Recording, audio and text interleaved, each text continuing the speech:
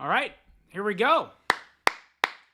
We got the same team as we had in the first match. For those of you that are usually here, sorry I missed the first match. It's Father's Day, as I'm sure many of you were celebrating. Here we go. Oh, and now you're hearing me. So we got the same team. That's not what you want to be doing. Anyway, here we go. Same lineup as we had in the first match. Relatively expected.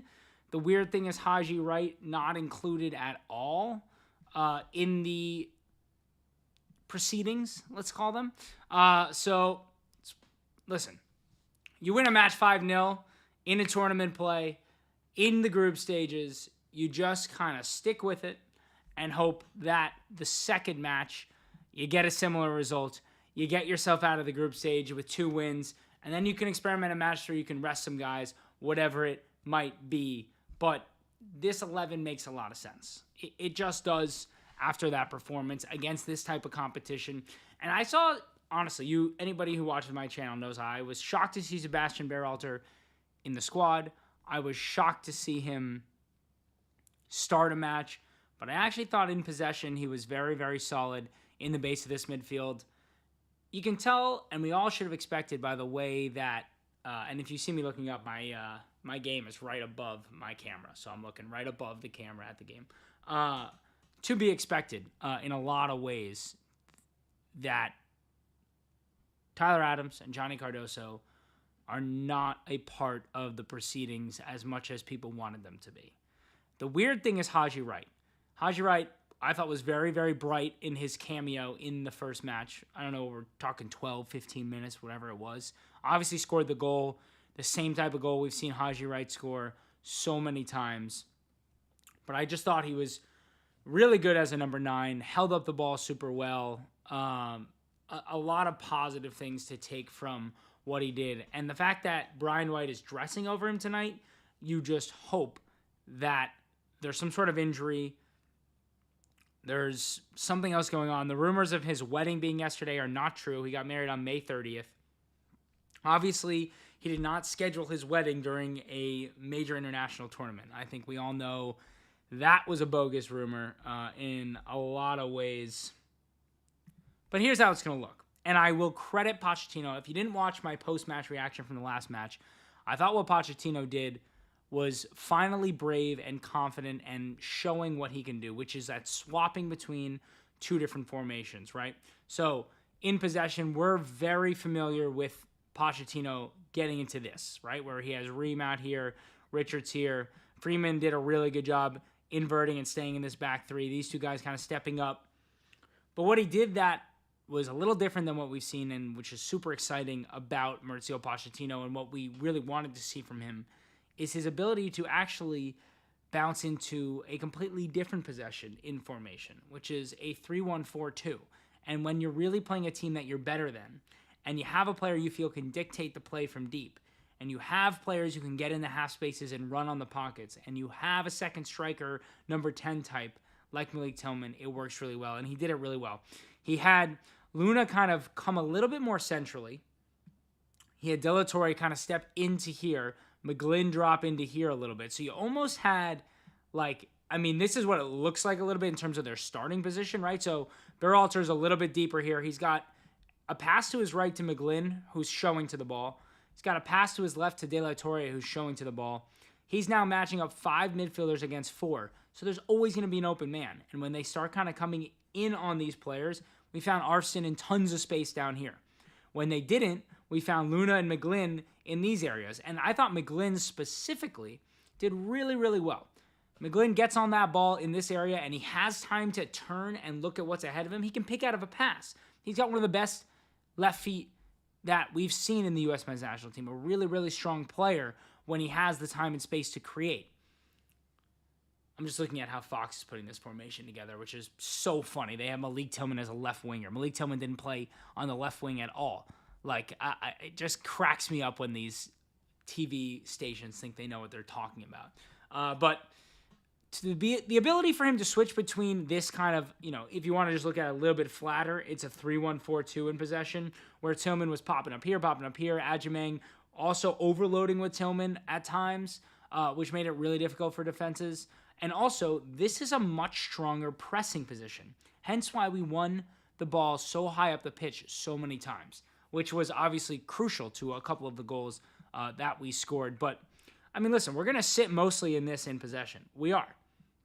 That's where we're most comfortable. But Pochettino trusting Berhalter to be able to control that area. I'm not sure against a better team. It worked in the first match.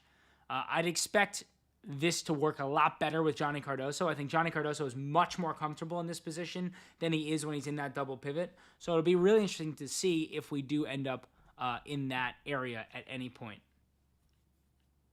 Yeah, I mean, Schwanda, I imagine it would have been Haji Wright. He must have picked up a knock. He didn't even dress for this game. He must have picked up a knock. There's just no way that he couldn't have.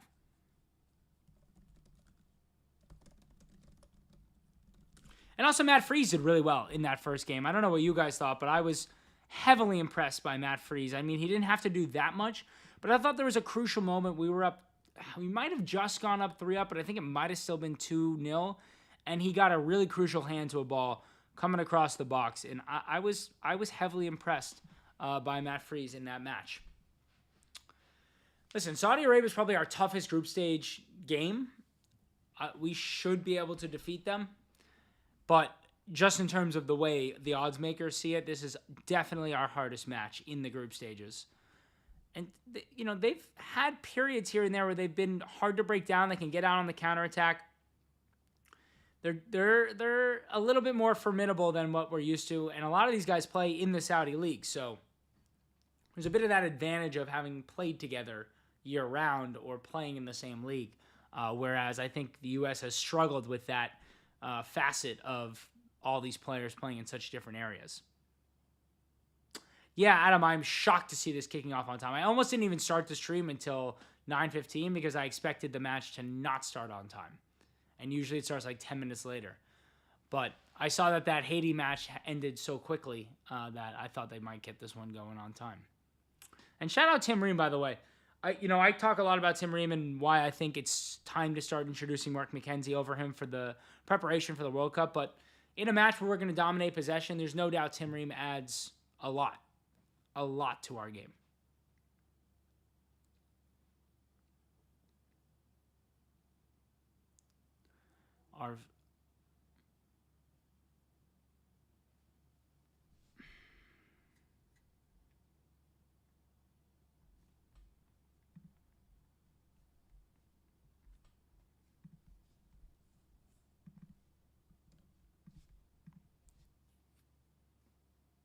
Yeah, I can move the mic closer. Thank you for letting me know.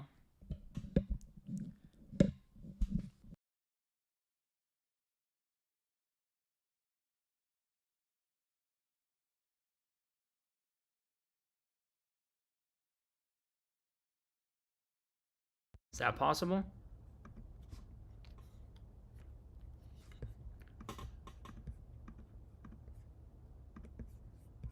Testing. Can you hear my mic?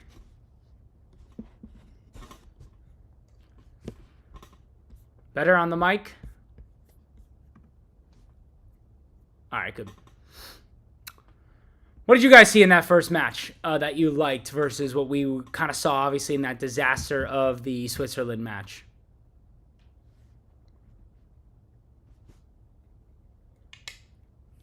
Anything in particular that you guys saw? I mean, it was really just a better side altogether.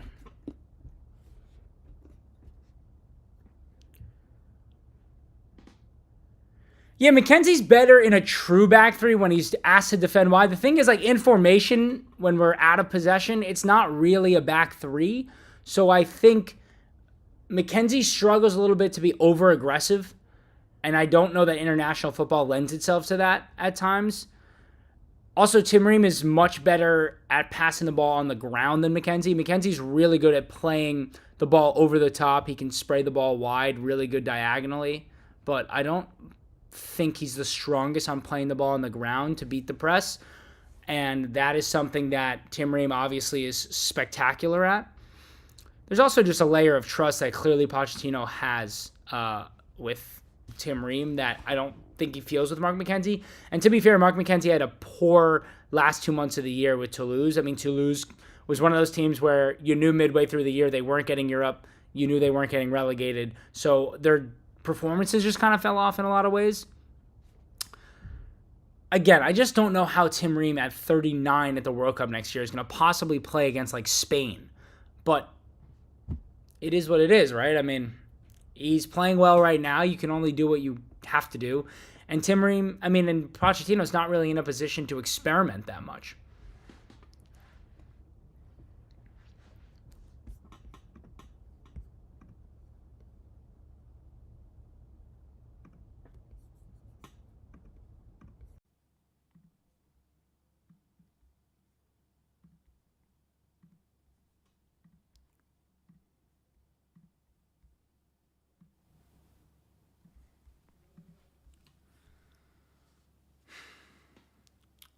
Haven't really gotten on possession yet in this match, which I'm a little surprised to see. It also does seem like Tillman's playing a little bit wider than we would have expected. But I don't know the offside flag. He was pretty good in that last match. Listen, if you follow this channel, you know that I've been saying for a while it's time to move past Tim Ream just because we need to prepare for the World Cup, and I don't think his legs will last until then. But he was very, very good in that last match. There's no two ways around it. I mean, against Trinidad and Tobago, he was one of our most important players. I think he may have had the most completed passes on the pitch of anybody. And in possession, he's just so assured. He doesn't make mistakes. And with Chris Richards in the form that he's in, Alex Freeman playing so well as well, there's room for a defender who's not a great defender. Left Achilles issue. Yeah, Haji had to have picked up a knock. To not even dress. Brian White, the little we've seen of Brian White in those two friendlies, man, was he bad. I just shocks me how bad he was. A player like that could be the leading all-time scorer for a club in the MLS, and you can understand why people talk about the MLS the way that they do. There's a reason. It's not totally biased and made up.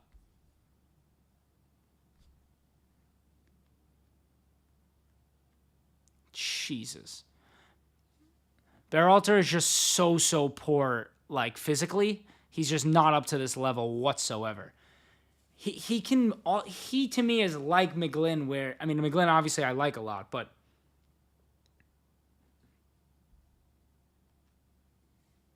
what do you mean, Adam? They put up a live stream of the first 5 minutes.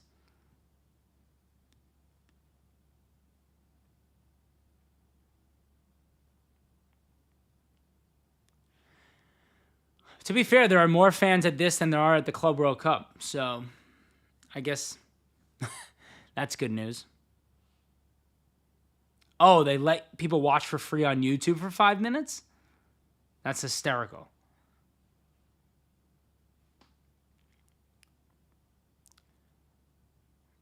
Yeah, Saudi Arabia are going to be a little bit harder to break down than Trinidad and Tobago for sure. They're a well-drilled team. They actually have some experience with success.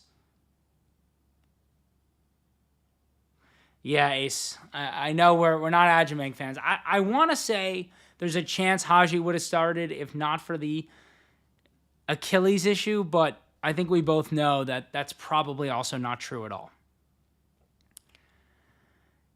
To me, it just kind of signals more that Ricardo Pepi may be the number 9 when he's healthy and not Balogun. That's what it signals to me with the way that Pochettino wants to play, because Ajamang is obviously way more like Pepi, and Haji is obviously way more like Balogun. They're not one-for-one profiles, but if you were to choose, it does appear to me that Pochettino is leaning towards a true target man number 9, and is okay with those kind of big chances missed that we see Ajamang and honestly, as much as I like Ricardo Pepi have here and there as well.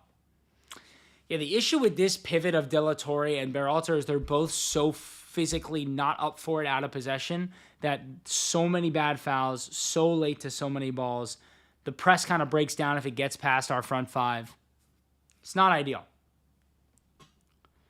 Yeah, Jonathan, I agree. I do think Poch likes a true target man. We've seen it everywhere he's gone, right? Like Tottenham, it was Kane. And every single striker he signed, like Vincent Janssen, target man. Chelsea, Nicholas Jackson, more target man, channel runner type. So it does appear that that is how Pochettino wants to play. Not that Balogun can't play like that, but obviously he's a more ball to feet player than Pepe is. But I mean, a lot's going to happen in the next year between both Balogun and Pepe probably will leave their clubs this summer, right? Like, I feel like Pepe's a guarantee. I mean, I think Balogun's a guarantee. Pepe's probably like a 65, 70% chance, depending on his injury and how fit he is by the time the window like truly gets up and running. But Balogun's almost definitely going to go to another Ligue 1 club where I guess he'll have the chance to do what he did at Reims. And Pepe could go to a big club and be a backup striker, and that's going to hurt his chances. Or he could stay at PSV and score bags of goals, and he could be the U.S. number 9 at the World Cup. So there's a lot that could happen.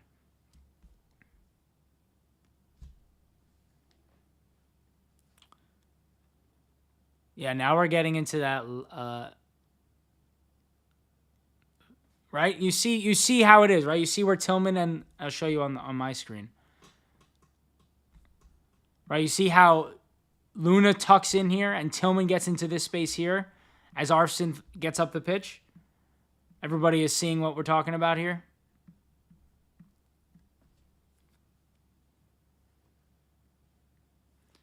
It's good. I mean, the key is getting Luna off the wing. He's not a winger. In possession, he needs to be in those areas. It allows him and Tillman to operate in a different way. Arfson's a little bit higher than everybody for the most part.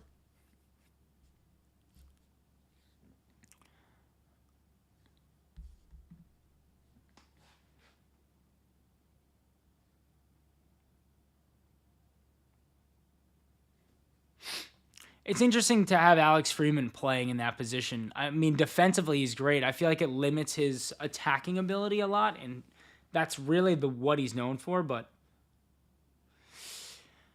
which wing would you want Ballo on, right? Like, he's not going to play left wing. It feels like Pulisic is pretty much guaranteed to play off the left, even though at AC Milan he's played off the right more. And I don't think Balogun can play off the right very well. I mean, in this system, I think Pulisic was way better off the right wing, in my opinion. The right winger is more of a great ball.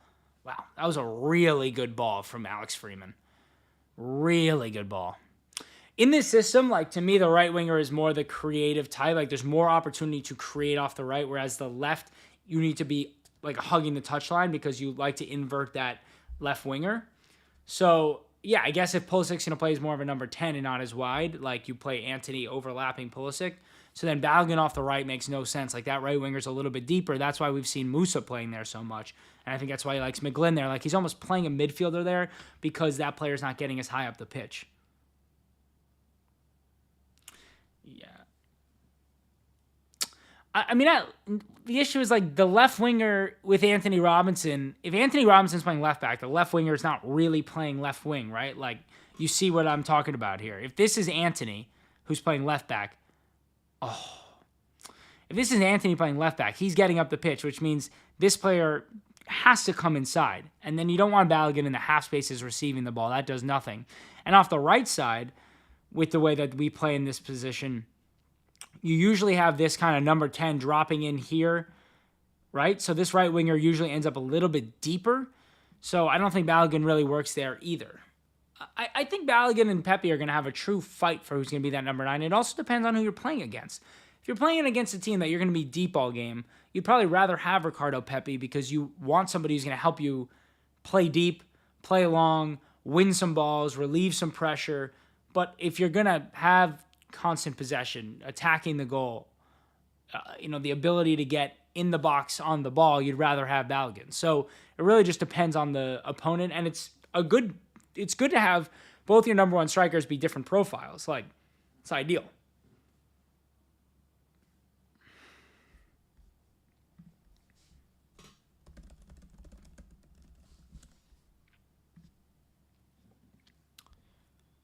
See, like, when Berhalter has time on the ball, he's not a bad player. I don't want to sound biased. It's just the out of possession frailties that he has that are worrying.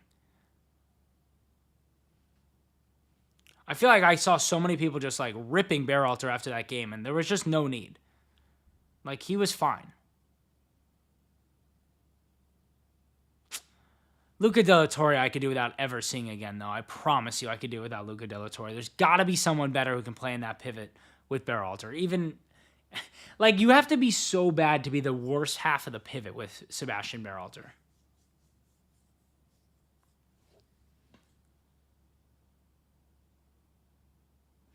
Yeah, the Tessman thing is weird. I just think with Pochettino's system, like, what's the best position for him? Because he needs to be a player who's kind of the deepest lying midfielder in terms of in possession, but out of possession, he can't cover the kind of ground to play in Pochettino's system. I think Tessman Cardoso theoretically is really strong because, like, in possession, you're looking at the two of them in here, right, where Tessman and Cardoso can kind of just cover space, sit in front of these guys. Like, both of them can kind of drop in here if necessary in possession while these guys press high and wide. And then out of possession, like, assuming this is Cardoso and this is Tessman, like, Tessman can kind of drop in here. Whereas, you know, if you have Dest here, you can kind of get Cardoso into this zone and get Dest moving forward. Or you can also have Cardoso dropping here. You have Antony pushing up high here and Tessman dropping into this back three on the ball. So I do think there's still room for Tessman to work out. I think he had a really weird season making a late move to Lyon. They had 3 managers this year. He was playing behind Matic for a while. Then he was playing with Matic for a while, and that obviously didn't work at all for anyone who watched. I mean, very similar profiles trying to play a pivot together, and Matic can't move anymore. So it was a very strange season for Tanner Tessman. Yeah, no, Schwanda, I get why Berhalter gets his crap. I mean, everyone's got to try and make content somehow and get a take out there. But he was terrible in the Switzerland game, Berhalter. I thought he redeemed himself and showed that against a team like Trinidad and Tobago, he can play a role. And that's really all you can say. There's really not much else to say about it. Like, am I saying Sebastian Berhalter is truly an option for us at the World Cup? Not at all. Did he do a job in a match we won 5-0 and he didn't look like an idiot? Yes. Those two things can be mutually exclusive.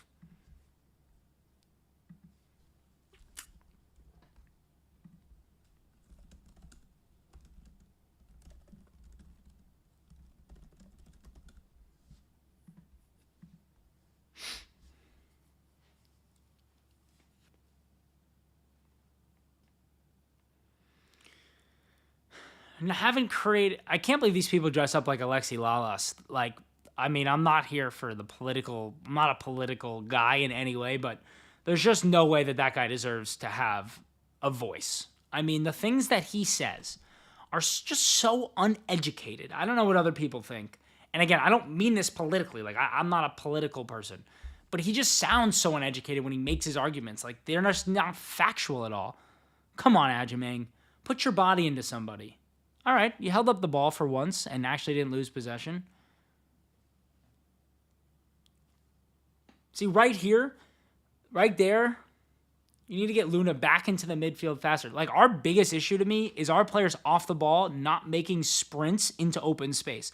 The space is being created. Now make the sprint and the move into that space. Don't wait for it to get eaten up. Come on, Berhalter. That's such a bad ball. Such a bad ball. I mean, Sebastian Berhalter at 26 years old is not going to get a move to Europe. I agree, the offside flag. Like, I think he's trying to be like the Stephen A. Smith of the U.S. men's national team. But it's like, you just can't try and do that. The audience is not there for that. And he just loses any credibility he ever had. I feel like a decade ago, like, he had a little bit of credibility just because there were not a lot of analysts who did this. And now, like, there's just so much an easier way to have a platform. He's just kind of like grasping at straws and trying to grab like the super ultra people who love those types of takes. Shoot it, Arfston. I mean, his opening just kept closing down. That's the other thing. Yeah, like what he says doesn't make sense. Like that's why I'm saying it's not like for me from a political point of view. Like he actually doesn't make sense when he says things. He said we can't be good because we have players of different races. Like has he watched any European team? Like, also any sport ever. There's never been a sport where a team can't have players of different races and win. It just doesn't make any sense. Yeah, I mean, and he hurts the whole notion of what's going on, for the U.S. men's national team. It's all negative. Everything is negative. Even the stuff with Trump today and Weah, like, saying negative shit, like, it's just all negative. Like, we can't have one positive day in news for the U.S. men's national team. We win 5-0. Sebastian Berhalter sucks is the storyline. Like, I don't understand it.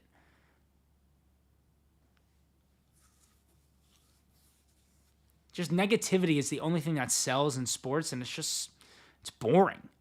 It's honestly just boring. Like, can somebody just analyze the match, say what's good, what to learn from, and move on? Like, it doesn't need to be a whole thing. In my opinion. It's honestly why I started this channel. Like, I don't know about you guys. There's not another channel to me that just talks about the U.S. men's national team rather than all the other shit. Like, I just want to watch the games, talk about how it goes, what we can learn from them, who are the young players who may come in and play for us. Like, that to me is much more interesting than all the other nonsense.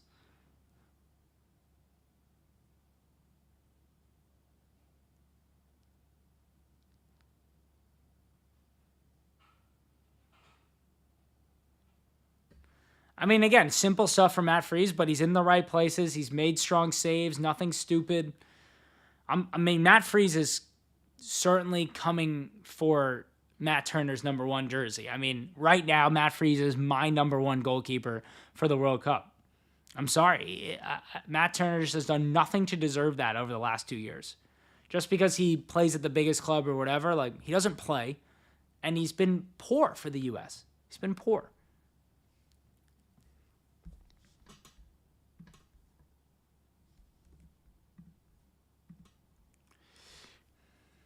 Anyone know any of these Saudi players? I didn't really do my research on the Saudi team. Let's see if I know any of these guys. Where do they play? Where do they play their club football?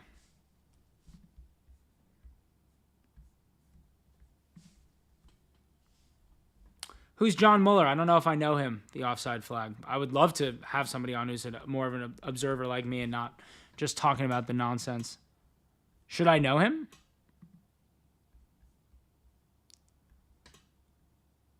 Oh, one guy plays for Roma on this team? All right. It's not nothing.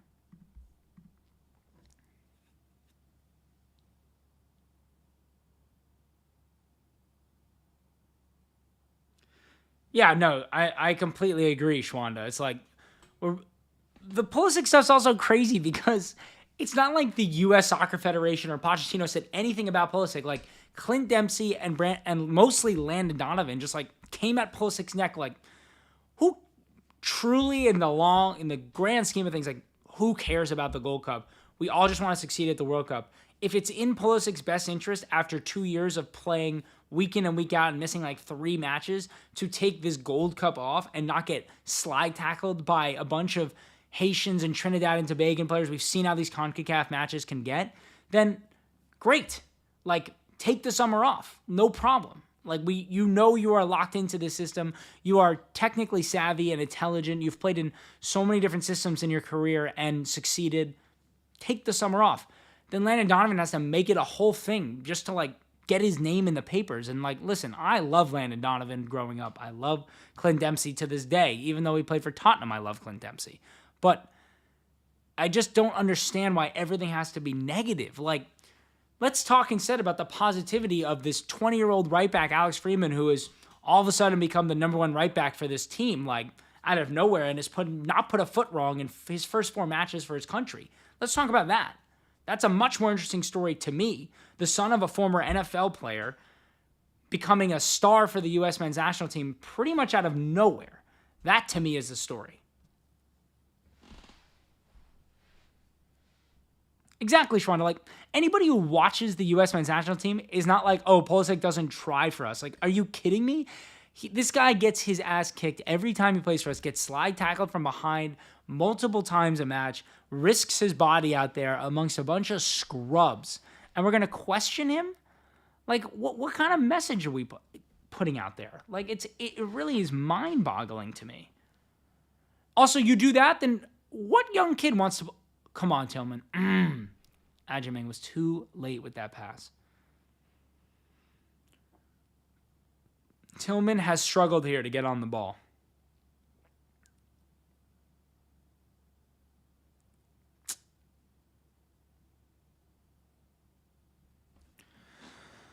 Talking so much now about this, I've like missed the last 5 minutes of this game in a lot of ways. I really like what I've seen from Jack McGlynn, though. When Jack McGlynn faces up in that right side or in the right half space and is able to play a ball, very talented. Very, very talented. Yeah, Jonathan, I have seen nobody talk about Alex Freeman. I've seen nobody. Like, I haven't seen one article. I haven't seen one video. I've seen nothing. I didn't know Alex Freeman before the Gold Cup squad was announced. I will say that honestly. I'm not here to pretend to be. I don't follow the MLS that closely until it becomes squad selection time. I see the, what's the 60-man squad called? Like the preliminary squad come out. Then I do my research on the players I don't know. Alex Freeman was one of them. I skimmed through 2 or 3 matches that he played. Just like, anytime he was on the right side or left side, wherever he was playing, skimming through it. I watched like 2 or 3 comps of him. And I was like, this is a player. Like, this is an incredibly athletic player. 6'2", plays outside. So strong going forward. Like, we haven't seen a lot of it, but when he gets running, he can go outside or inside on a defender, shoot with both feet, really good first-time crosser, and also really strong in ground duels. And I still have yet to see one article, video, headline, tweet, nothing about Alex Freeman. Like, that tells you everything you need to know about the way that the U.S. men's national team's talked about. People don't actually watch or understand the game who talk about it. They just talk about the storylines that are being talked about because they want to be in the news. Like, even the Adjumang thing, like, okay, yes, Adjumang's not our number 1 striker. Like, let's not freak out about him for a minute. Like, if he plays at the World Cup, I'll be surprised. That means we have a lot of injuries if he plays. He may not even make the squad. Like, he genuinely may not make the squad. And that's anything anyone wants to talk about. I totally agree. It's also such an opportunity, the offside flag. Hey, Jonathan Marshall, I'll get to yours in a second, but just because we're talking Freeman. It's such an opportunity to, like, get a different sports fan base to care about the U.S. men's national team. Like, Antonio Freeman was one of the best wide receivers in the NFL for 10 years. Played with Brett Favre.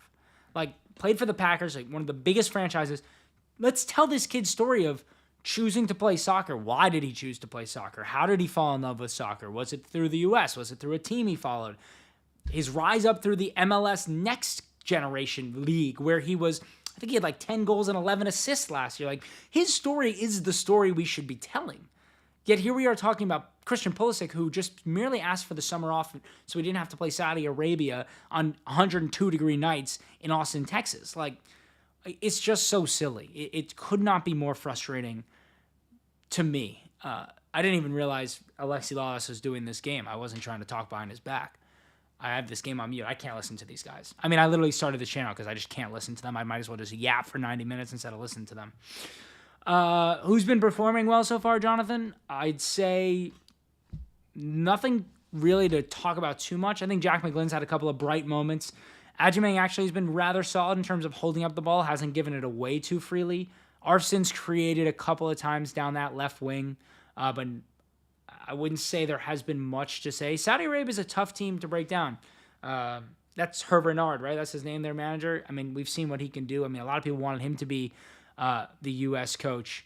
He has them well drilled, and a lot of them, I think there's like 4 players from Al Hilal who are starting for them, so a lot of players who play together. Seriously, the offside. I watched on Telemundo a couple weeks ago, just because I wanted the game sound, but I didn't want to have to listen to Rob Stone and Landon Donovan talk about Pulisic during a game that he wasn't even in the team. Yeah, Pulisic and Tillman really, I mean, that's an illegal throw-in. What? Did you guys see that? That was the craziest illegal throw-in I've ever seen.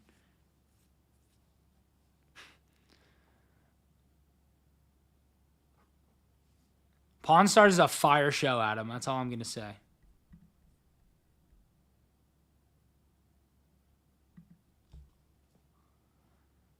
All right. Let's see if we can't get the ball into Tillman and Luna in the middle of the park a little bit more here. Watching in Spanish is the move. Really is the move. Also, Peacock is like the only thing that ever works for me for some reason, so I almost always have to. Oh, Great idea down the line there from Arvston.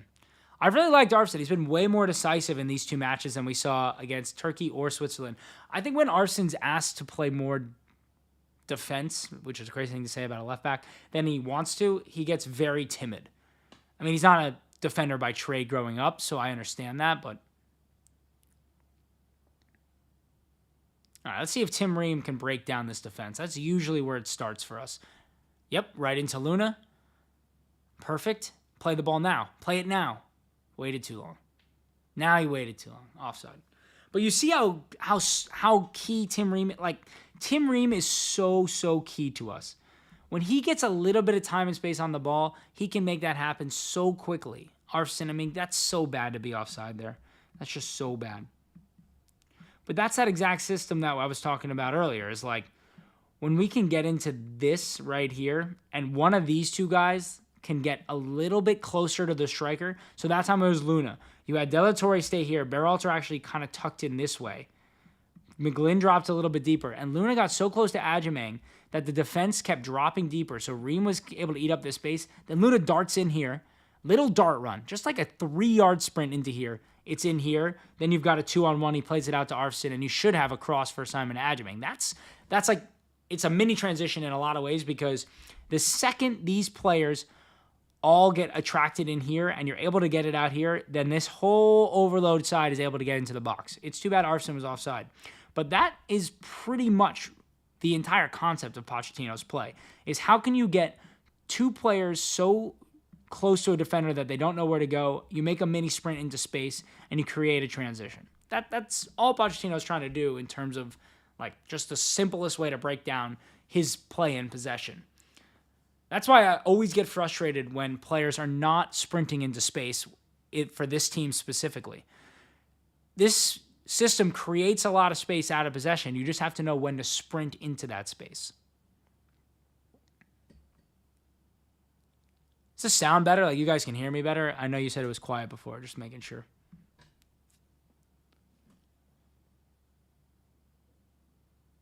Oh, Jesus, Alex Freeman. Right when I'm hyping you up, make a huge mistake. Chris Richards. So good. So good. It's going to be fun to watch Chris Richards and Usman Diamante together for Crystal Palace. Like, that'll be pretty crazy. It's a lot of athleticism in a back line. Two really comfortable in possession players. Like, Glasner's going to have a field day with those two guys. Again, I know it's like kind of overhyped, but Matt Freese like didn't come out, held his ground, was in the right place, made the defender have to decide when and where to shoot, gave his defenders time to get back. Matt Turner to me never seems too decisive on those, like always caught in the wrong place. Yes, that is the point, the offside flag. But I think for the U.S. men's national team and the way that the U.S. plays, I have not noticed that to be something we've ever succeeded at. I think, every coach is trying to create those. How do they create those? And so Pochettino likes to do it by overloading the middle of the pitch with two number 10s who can, sit off the striker with a physical striker who attracts attention, and then playing inside to out and then back in. That's how Pochettino likes to do it. Really? Where's Matt Freese from, Jonathan? Is he also a Northeast guy, or he just ended up at NYCFC? Oh, what a great ball by McGlynn.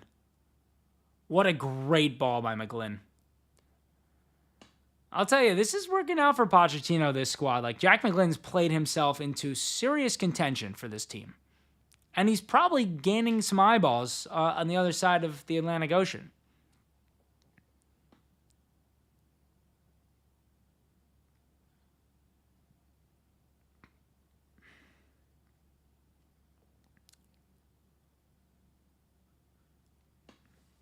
Like, Luca De La Torre is just so bad. Like, I just can't with Luca De La Torre. I really don't know what to say about him. He just frustrates me.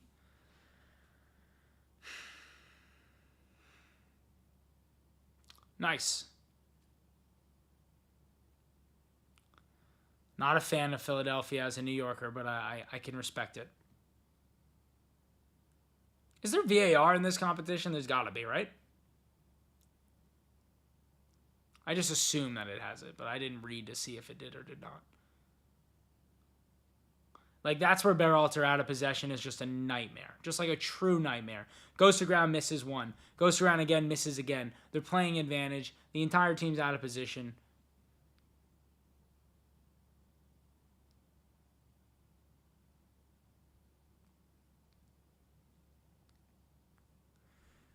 You're from Quebec, the offside flag. Are you a Canada fan or a U.S. fan? Or just a fan of the sport?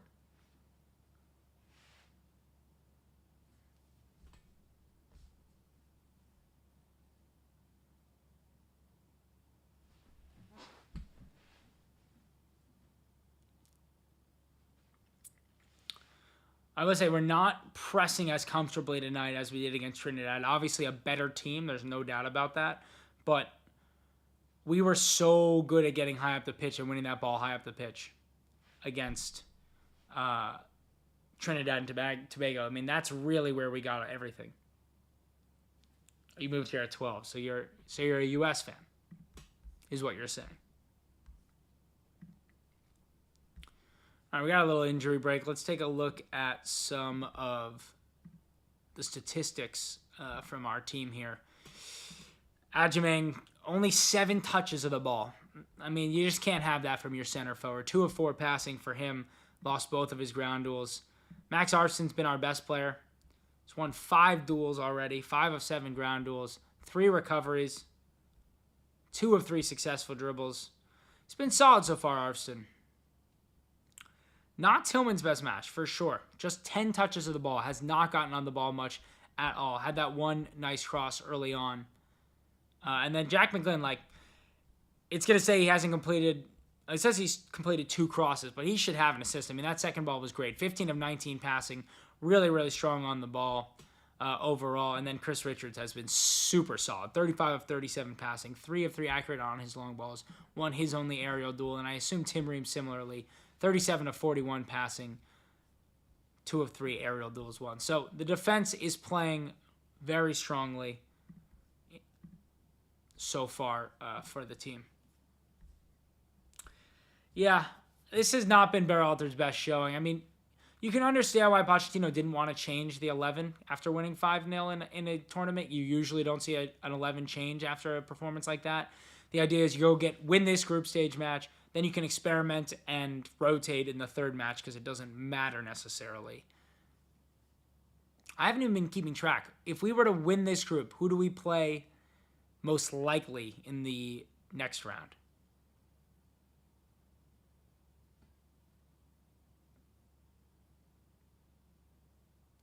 I mean, Tim Ream's ball into that channel every single time has been so good. Perfect weight, perfect rotation on it. I mean, Berhalter, this is brutal. This is a hard showing for Berhalter. This could be a hooked at halftime for Berhalter situation. We have Haiti on Sunday, Adam.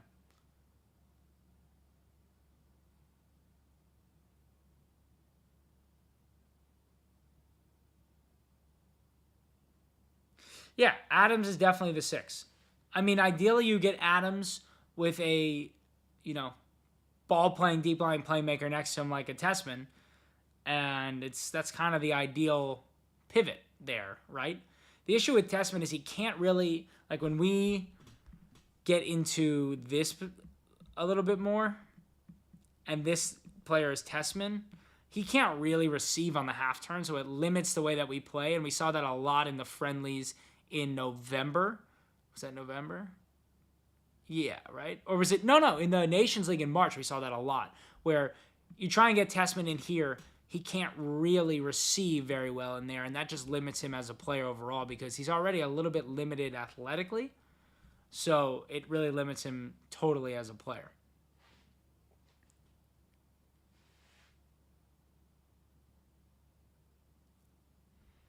This is where you want Ream, right here. Yes. I mean, they've done such a good job of taking Luna and Tillman out of this match, Saudi Arabia. Really, really good job. No central access for us whatsoever. They'll allow us to get into the first line. They won't allow us to get into the second line.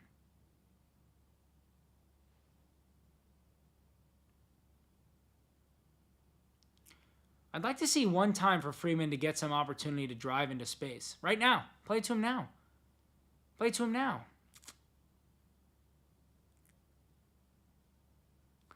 Yeah, that's what I think will happen when Dest is in the squad. I do think that either Adams or Tessman or Cardoso will drop into the back three when Dest is in the squad, because Dest needs to be higher up the pitch, obviously. Right? If Dest and Robinson are your right back and your left back, neither of them are going to be dropping into the back three. So that means one of your midfielders dropping into the back three. Ooh, really good from Tillman.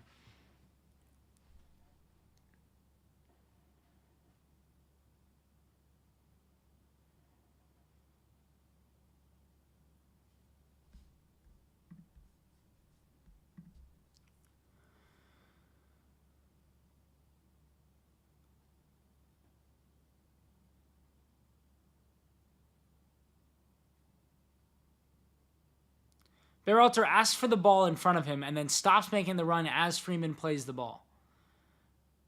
I just don't think he's as intelligent as he thinks he is sometimes. Or he just thinks he's more athletic than he thinks he is. He seems to have a delusion. Yeah, no, I agree. I do think Adams offers a little bit of ball carrying that you like to have in midfield. But that's been our biggest issue with Pochettino is like, Adams, Cardoso, out of possession, great. In possession, how does it work? Only works with two fullbacks who are actually, right? Like, so this is Adams and Cardoso, let's say. If this only works together, if these two players are fullbacks, right? So let's say it's Freeman, and then you kind of drop one of them in here, and then Freeman is Dest, and Dest drops into this pivot with Cardoso, and Adams comes here, right? Or this is Tessman and Dest, right? In here, you have a kind of technically skilled ball beast who can carry and can play with both feet, and then you have a dominant deep-lying playmaker next to each other. That's kind of the only way that it works if it's Adams and Cardoso or Adams and Tessman. Sebastian Berhalter being on dead balls was not something anybody needed, I can assure you.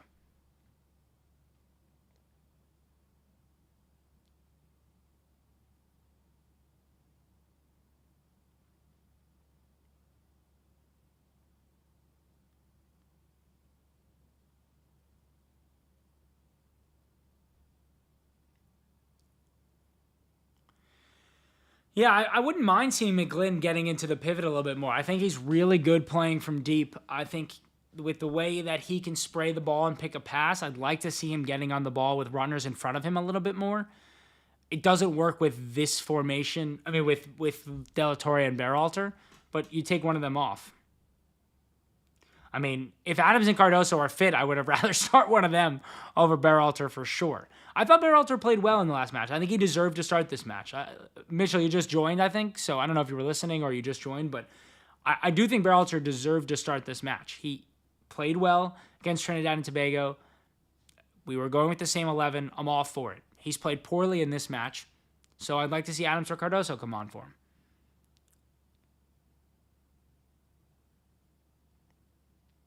What do you think, Mitchell? Are you also on the train that Berhalter was good in the first match? I thought he was good. We were talking about it earlier in the chat too. Like, I think he got a totally unfair story about him, basically, that he was the worst player on the pitch in that match, where I don't think that was true. Out of possession, he has a lot of liabilities and limitations, but that's not a surprise to anybody. Anybody who has watched him knew that. I agree. The thing with McGlynn is you also do want him to get into that final third, right? His best actions are in the final third. And so you don't really want him to be where Berhalter and De La Torre are, where they're just on the edge of the final third, rarely getting into it. Oh, here we go, Freeman. Stay forward, Freeman. Stay forward.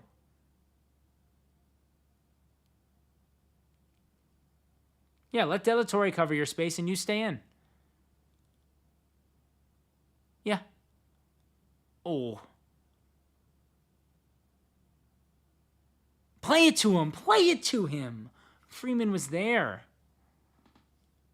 Yeah, no. Jonathan, out of possession, Berhalter is an absolute disaster, and against a better side, as we're seeing tonight, it's not even that vastly different in terms of side, but clearly a better side. He's not of the level. He's by far him and De La Torre both have been by far the worst players on the pitch. But I think in possession, on the ball, with space, Berhalter can make things happen, which is obviously a lot of, we're categorizing it, right? Like we're giving him a lot of ways out. But I do think it's worth mentioning. You want a rainbow uniform, horse milk? Yeah, I don't know if McGlynn is that type of player, the way that Weston is. I haven't seen it from him for club or country, but you could tell me that I'm wrong, and I'd be willing to listen to you. I mean, look how confident Alex Freeman is. Like, somebody better do a story about Alex Freeman after this match. He just deserves the press. I know he's being scouted by a couple of Portuguese clubs as well. Like, this isn't just me.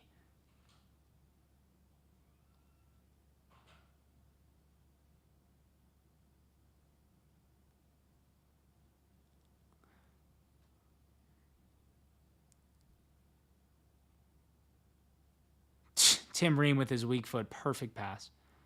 Arfson. Oh, great ball.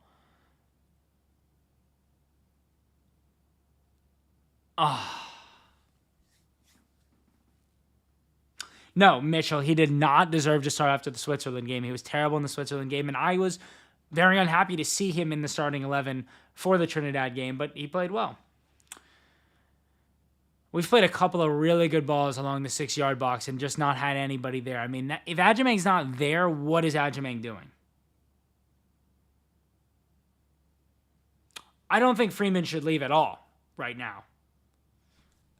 The offside flag. I think Freeman should stay at Orlando, continue to develop, spend at least the rest of this year there, if not also next year there. He's 20 years old. He doesn't need to go to any leagues right now where he's not going to play a lot of minutes and struggle. He doesn't need to. If anything, I think Serie A is a good place for him if the opportunity arises. But there's no reason for him to make a move unnecessarily. I think a lot of players have done that for good and for bad. Like, I think John Tolkien did it, and it was a great move.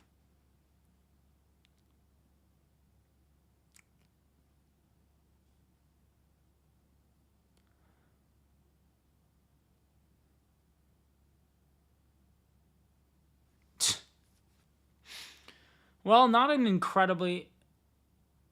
I think Downs made the bench today. Yeah, Downs made the bench today. Haji Wright has an Achilles injury. He did not make the bench, but Damian Downs did. Damian Downs is getting looked at by Southampton. I mean, he may be moving to the championship, which would be a big move for him.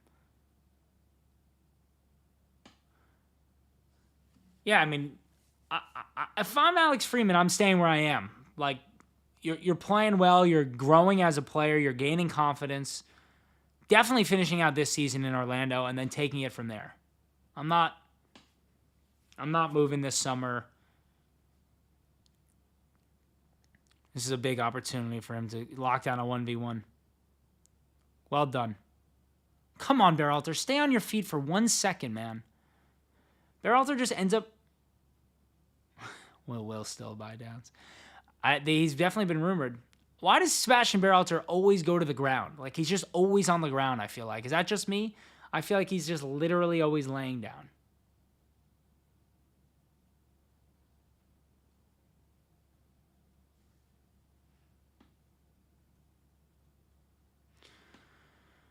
Oh, not the best.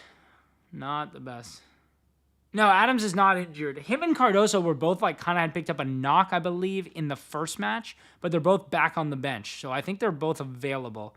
I'd expect one of them to come on, if not both, early in this second half. De La Torre and Berhalter have not been great, and you don't want to give up the first goal here. You don't want to go into the second half and have to play from a goal behind. So I'd expect at least one of them to come on, if not both.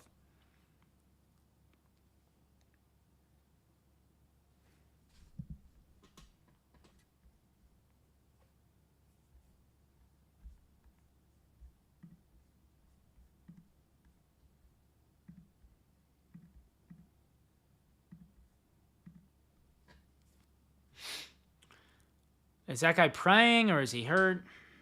All right. He is tiny as hell. Yeah, the Tyler Adams injury train has been a tough one for him for sure. Not the best half. We can just be honest. We struggled to get the ball into these areas. Berhalter and De La Torre was miserable. I got to look at De La Torre's statistics because he was really, really not good. 35 of 38 passing. He could not have played a pass forwards. Let's see. One pass into the final third. One pass into the final third. Even Berhalter must have had like 5 passes. 7 passes into the final third. I bet you Tim Ream had like 7 passes. 13 passes into the final third. Luka De La Torre made 35 passes, and they all went sideways or backwards, pretty much, is what that means. He didn't win a single duel.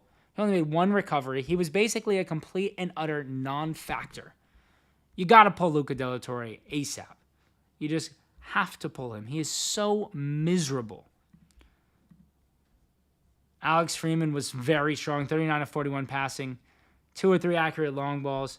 I mean, it doesn't say he has a successful dribble, but he seemingly took 2 guys out with 1 play, so I'm not sure what else you would call that.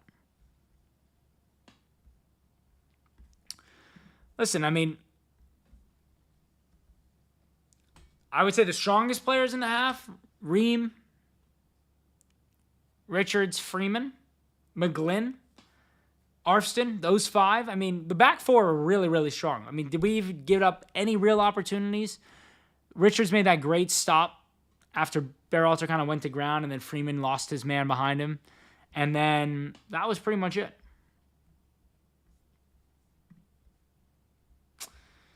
I don't know if we'll make any halftime subs, to be honest. I'd like to see either Adams or Cardoso come on for Berhalter, but I don't know how fit they are. I don't know if he wants to play them that many minutes.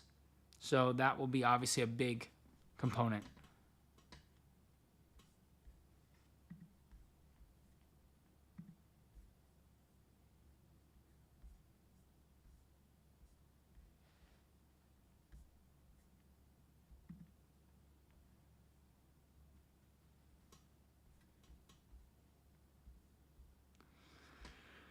Yeah, I mean, that's just a facet of how we play, Jonathan. Like, we have to have that third option in the back. So if Arfson's pushing up here, you can't also have Freeman pushing up here. And Freeman's obviously much more comfortable as a defender than Arfston is. I thought it was interesting in the Switzerland game when we dropped into a back 5 and it allowed kind of Freeman to get up here, right? We dropped somebody in here a little bit. Tillman came deeper. I thought that was interesting to see. And I wouldn't be opposed to trying it again. I really wouldn't be. Against a better side especially when we're struggling for central access. I think having that center back where you can... Right, if they're pressing you, you can get these guys super wide, get these guys to drop in a little bit more, and then get these guys super high up the pitch. And it allows to create a little bit more. Sometimes more defenders is actually less defenders. Crazy enough.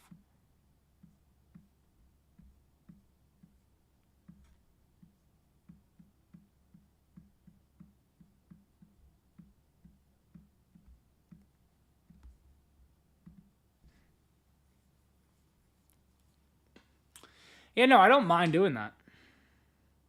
No, Berhalter and De La Torre, you're seeing all their limitations in action right now. The 2 of them cannot seemingly play a risky pass on the ground to break the lines. Something Cardoso is really good at. So I would like to see Cardoso potentially step in to this midfield. I'd like to see the 2 of them come on together and play together. It'd be way more fun. These 4 guys are doing this game on Fox, but they're not at the game? Is that what you're telling me? They're doing this game from the studio? I'm not listening. Is anyone listening to the game? Are you telling me those 4 guys are doing this game from the studio?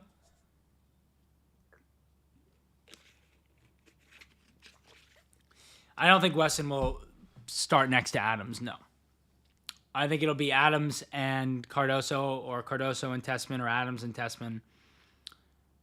I don't think Weston will play that deep, especially against better teams. He's just a liability defensively in the midfield areas. He's better off out wide as a defender than he is midfield.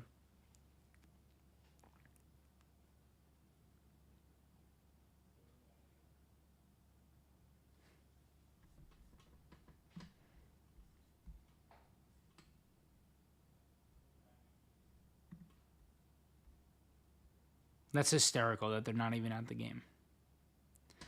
I mean, we're just a joke. We're hosting a tournament and we can't even send a comms team to be at the game.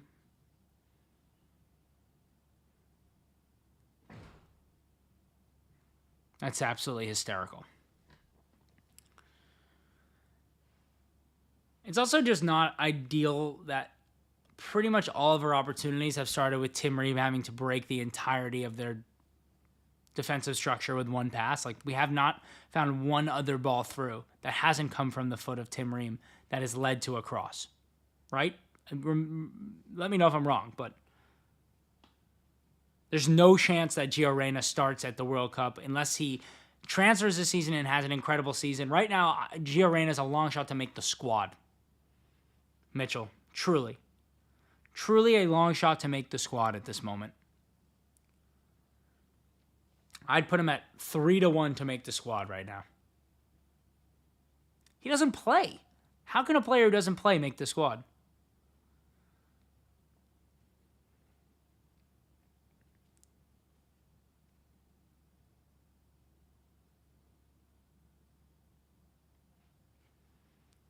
You gotta love these analysts. They have literally no idea what they're talking about. It's pretty funny to watch. Like, just watching them, I just saw the graphic they put up. Like, it's the exact opposite of what Pochettino is trying to coach into the team.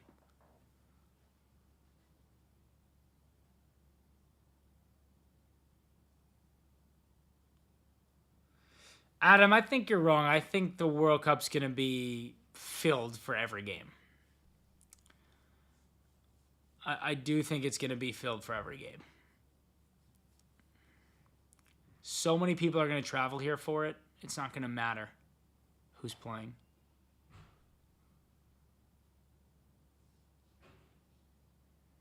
I can't believe that they don't have people at this game. I really can't. It's not like it's in the middle of nowhere. It's in Austin, Texas.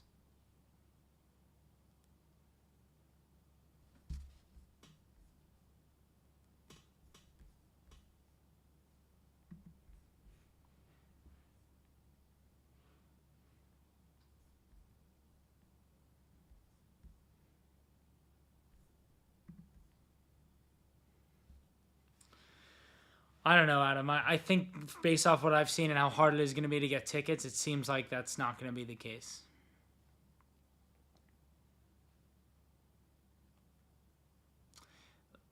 Like, I think for the Club World Cup, like, people here genuinely didn't know it was coming, versus the World Cup, like, people are actually talking about it coming. Like, people are making plans to go, type of thing.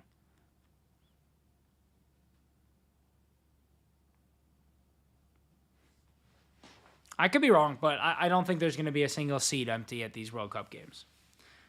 I mean, if they could fill the seats in Qatar for these games, I think we're going to have no problem in the United States of America.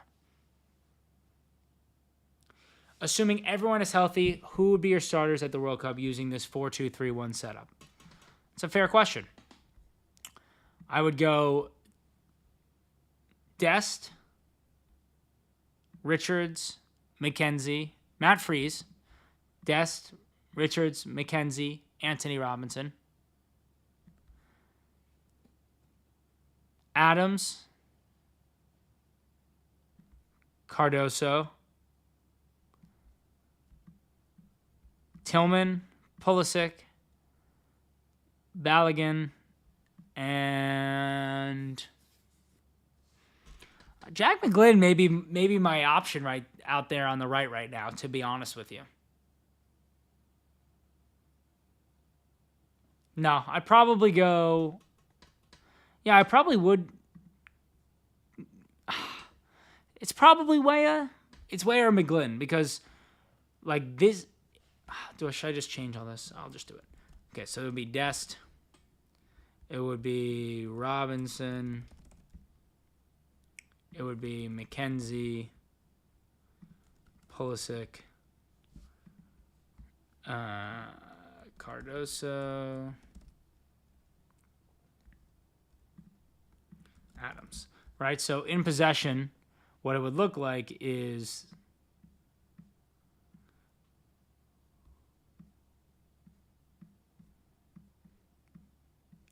what I like about this is that Dest can also pop here. McGlynn can get deeper. Dest can come here. Tillman can go wide.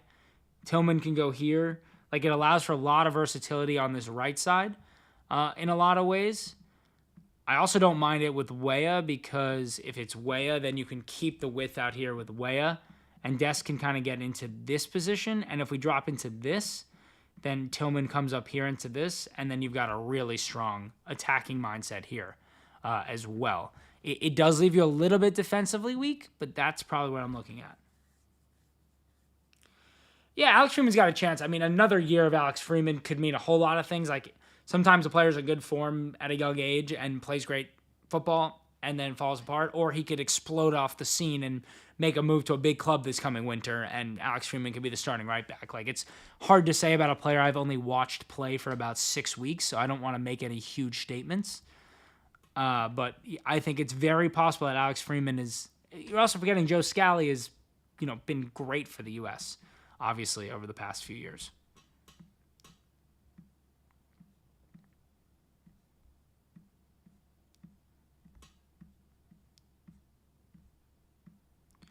Thoughts?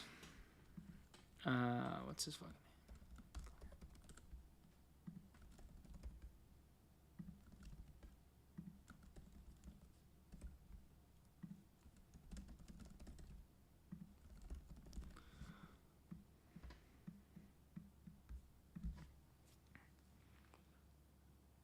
I right now, Matt Freese is my number one keeper.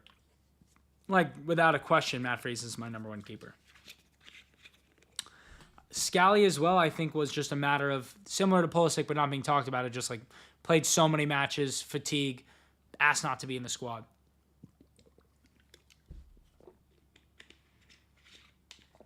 Joe Scally's such a funny one, because, like, Joe Scally, you could tell me Joe Scally is going to start every World Cup match for us next year, or you could tell me Joe Scally won't be in the squad, and I would easily believe both. Easily. Yeah, I don't think Adams can drop in as a center back, to be completely honest with you. That doesn't thrill me. Cardoso, I could see doing it for sure. I think Cardoso thrives in that center back in possession. But I don't think Adams could. So it depends on what Pochettino picks.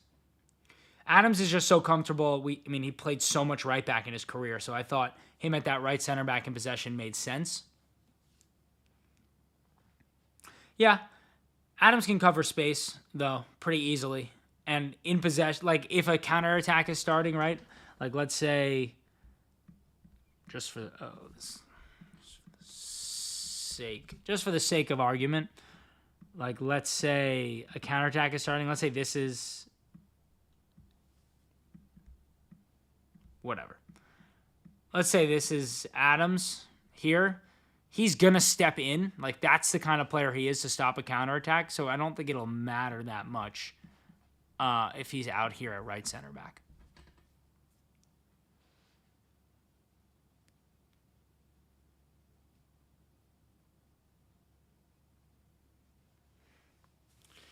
When's the last time we actually had everybody healthy and playing? The last time we had everyone healthy and playing, like, I don't remember. Like, I feel like for 3 years it's been like, okay, but if everybody's healthy or if Reyna's in form, like, it just doesn't happen.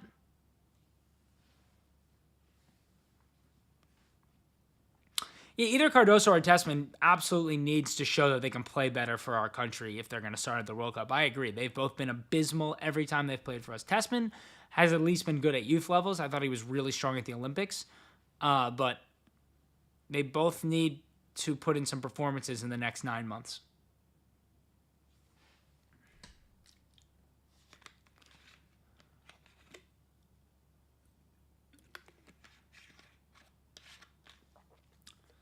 I completely agree. I like Griffin Yao a lot. I think Kevin Paredes is a player that we've all forgotten about because he was injured all year. But Kevin Paredes has a hot few months for Wolfsburg to start the season, and he's going to find his way right back into the setup as well. Super strong right winger who would completely change the dynamics of how we play. There's a huge chance that if Kevin Paredes can get healthy, he can make a move into the U.S. setup.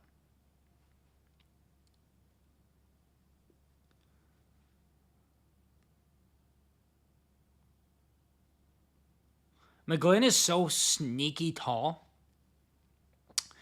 I think Reyna should go to Ligue 1, somewhere where he can have some space to play. Find himself a team where he's going to play as a number 10. He needs to play as a number 10 and play week in and week out. That's the most important thing for Gio Reyna. It does not matter what league he's in. Go play in the Eredivisie. Go play at PSV. Like, it doesn't matter what league you're in. He needs to play or his career's going to be over. Like, that's literally all that matters. Gio Reyna just needs to play next year. If he wants to play in the World Cup, he needs to play 40 matches next year. That's it. Like, that's... It'll never happen because that would mean Tottenham would get a part of the transfer fee, Adam. I don't think he'll go to the MLS. I think he's a little too proud, and that's maybe not the right move. Oh, my God. That's a yellow card. If that's not a yellow card for De La Torre, I would be shocked.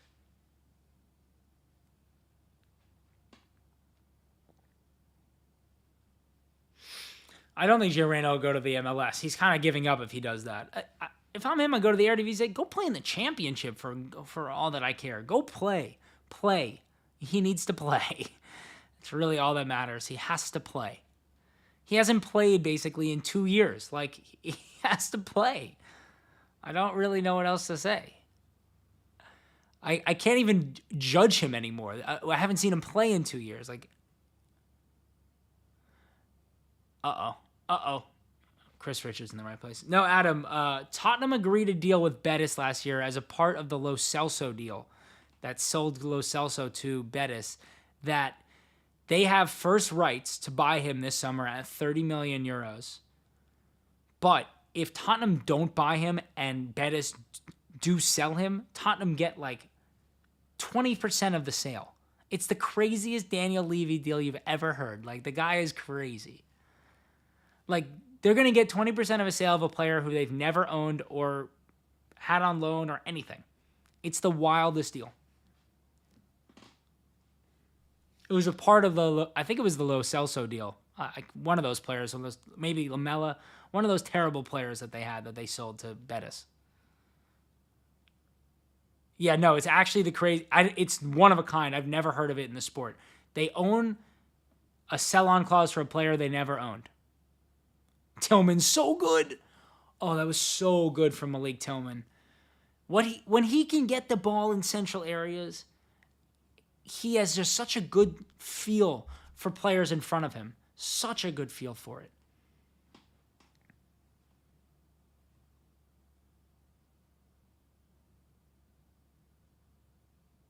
Oh, Malik.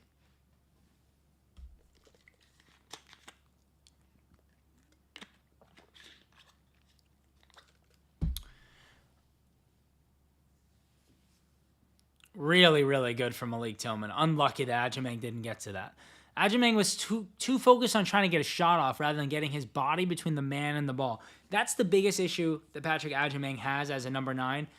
He is so focused on getting to the ball that he's not focused on getting his body between the man and the ball. Good number 9s get their body between the man and the ball, then they track the ball. Not track the ball first.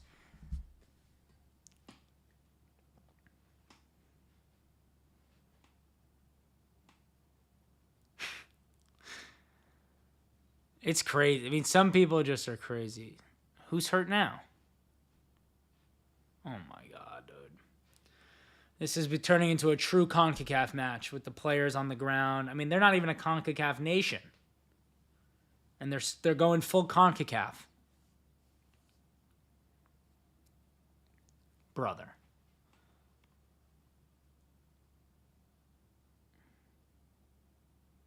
All right, that's nothing. Both players going for the ball. Unlucky. Move on.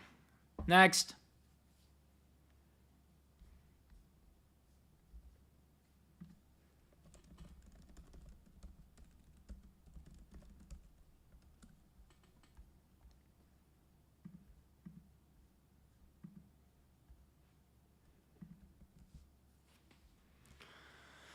Oh, man. You'd really like to win this match so you don't have to worry about not qualifying come Sunday, because genuinely, if we get grouped, Pochettino will get fired. And then it's just all hell breaks loose. And who has time for that? I don't have time for all hell to break loose. Does anyone else have time for all hell to break loose? Is anyone going to any of these matches? Any of you live in any of the cities where this is being played? I didn't even look to see where it is being played. Seems like a pretty good fan show out for this. I mean, a 100-degree night against Saudi Arabia on the night of an NBA Finals game.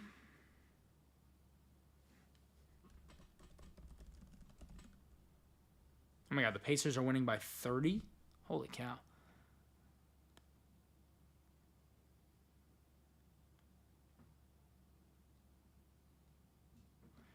I mean, you gotta love how poor the U.S. Soccer Federation is, that they scheduled this match against Game 6 of the NBA Finals, and they've scheduled Sunday's match to go up against Game 7 of the NBA Finals. I mean, you just kind of have to laugh. Like, nobody there has a brain. You know what percentage of viewership they're losing?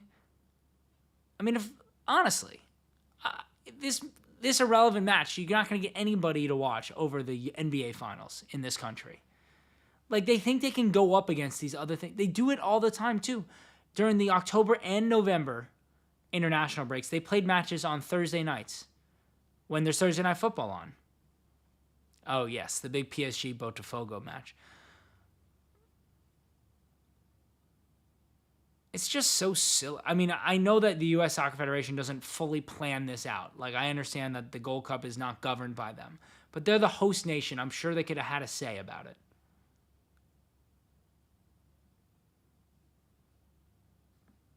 Where do you live, Mitchell, that you went to Vegas a couple weeks ago? You a West Coast guy?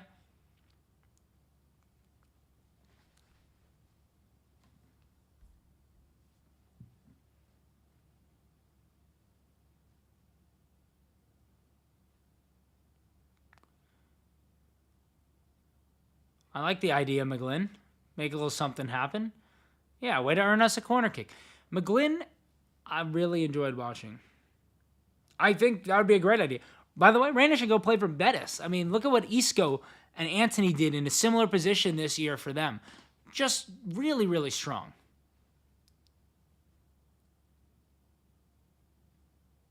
That's what I'm saying, Toronto. Like, I know the U.S. Soccer Federation doesn't get to plan the exact dates, but they're the host team. They're the most important nation in the CONCACAF. You can easily say, we're not playing the nights of the NBA Finals. The NBA Finals dates are set a year in advance. They just don't think.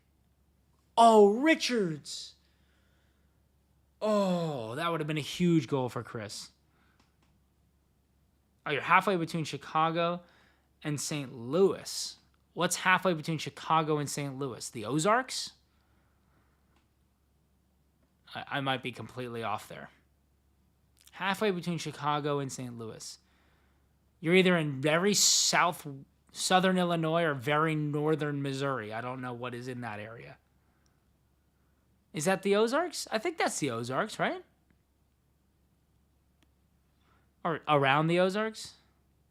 Illinois farmland? Okay. Not necessarily the Ozarks then. Shoot the ball, Luna. Shoot the ball. Oh, man.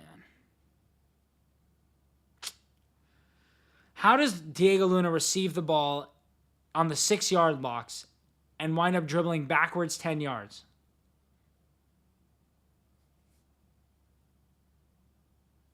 Like, you just can't be doing that. Have not been, by the way, I like Diego Luna a lot. I have not been impressed by him in any of the 4 matches so far during this international break. I don't know what other people think. I think he's been indecisive. I think he's been poor getting onto the ball. When he's gotten onto the ball, I think he's been okay, but he has not shown to the ball enough. Missed a few really easy chances. He has not done the kind of work he needed to do to impress Pochettino enough to consider him a favorite to start at the World Cup.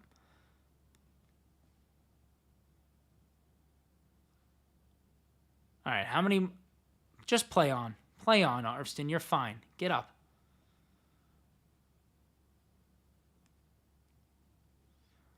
Everything starts with Tim Ream. I promise you the goal we score will start with the Tim Ream line-breaking pass. I promise you. I would bet any amount of money that Tim Ream's line-breaking pass will be no more than 3 passes prior to our first goal.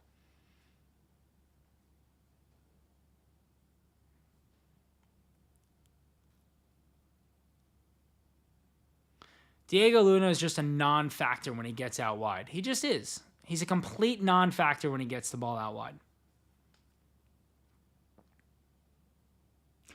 Well, the issue is, like, this is my biggest issue with Pochettino, is he's playing players in positions they're uncomfortable in, and then they try and force to make things happen because they don't get on the ball as much as they want to. I mean, I guess today without Haji, there wasn't a better left-wing option, but we're not getting any central access because our double pivot is a bunch of sideways passers. How many more minutes of Berhalter and Luca De La Torre do we have to watch? No, I agree, Schwan. Listen, if he can move the way he's moving now in a year, and we're going to play probably Here's the thing, though, Schwan. If we're going to play a deeper line against a better side, like let's say we have Germany in our group, then there's no point in playing Tim Ream, right? Like, Tim Ream is better if we're going to have the ball, if we're going to be in possession, if we're going to be playing on their half, in their half of the pitch. Then Tim Ream makes sense. If we're going to be defending the whole match, it doesn't make sense to play Tim Ream. Then you play Mark McKenzie. That's the thing. So it's like, unless we get one really poor team in our group, we're not going to see Tim Ream start. I think part of what Tim Ream does is coaching the team and being a veteran leader. That's for sure.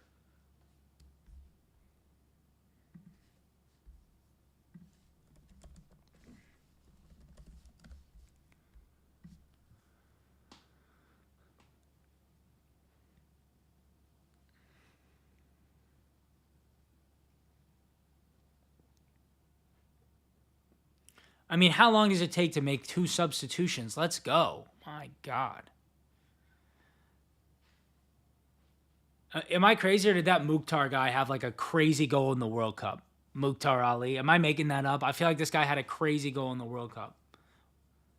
When they made a little run. Right? This guy had a crazy goal. Am I making that up? Somebody please fact check me on that. He looks familiar as hell.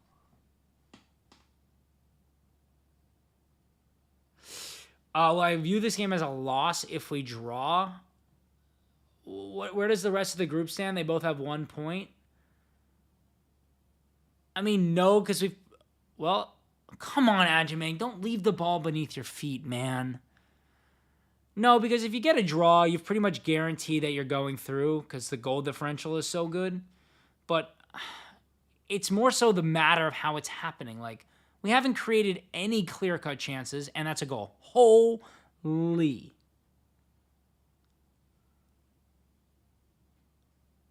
Got away with one there, that's for sure. I mean, this double pivot has to come off.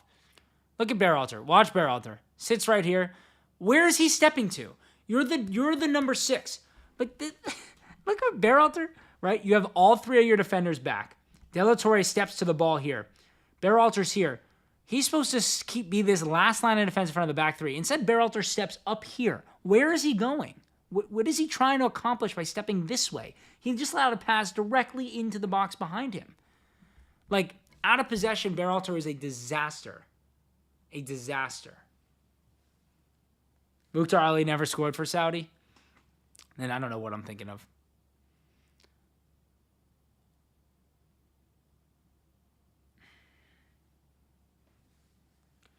I mean, like Luna, Berhalter, and De La Torre all need to come off. They've all been terrible. Really nice Tillman around the corner.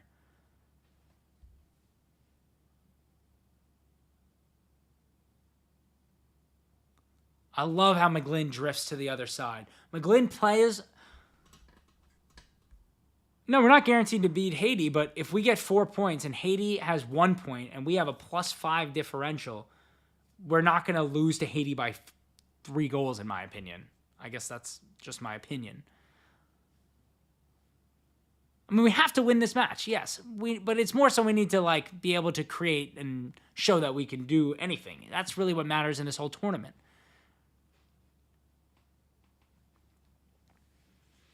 Jack McGlynn is I love the way Jack McGlynn plays. Plays the ball into the box, follows it. Plays the ball out wide, follows it. Overloads aside. He's not afraid to take a risk out of possession. It's the kind of player you need. All right, Pochettino, it's time to make a sub. 60th minute, we've created almost nothing. Yes. This is like a classic new manager thing, waiting too long. All right, Damian Downs and Tyler Adams are coming on. That's fun, Damian Downs. This is a real opportunity for Damian Downs. Where's that guy Kyle in the chat who hated me for wanting to see Damian Downs? Well, now you're going to have a big moment for Damian Downs. He's going to come on for Adjamang. I bet Adams is for Berhalter, if I had to guess. Actually, it's probably for De La Torre. We do look like shit right now.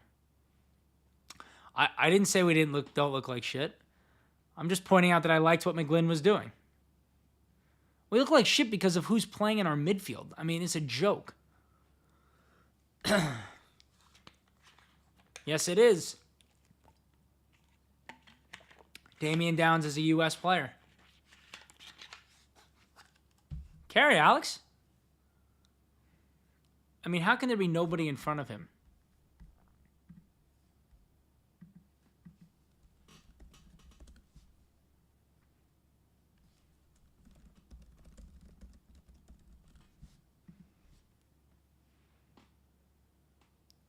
No, you got to take Adjamang off. Downs is a number 9. Like, if Pochettino really doesn't know how to profile players, then we have a much bigger issue.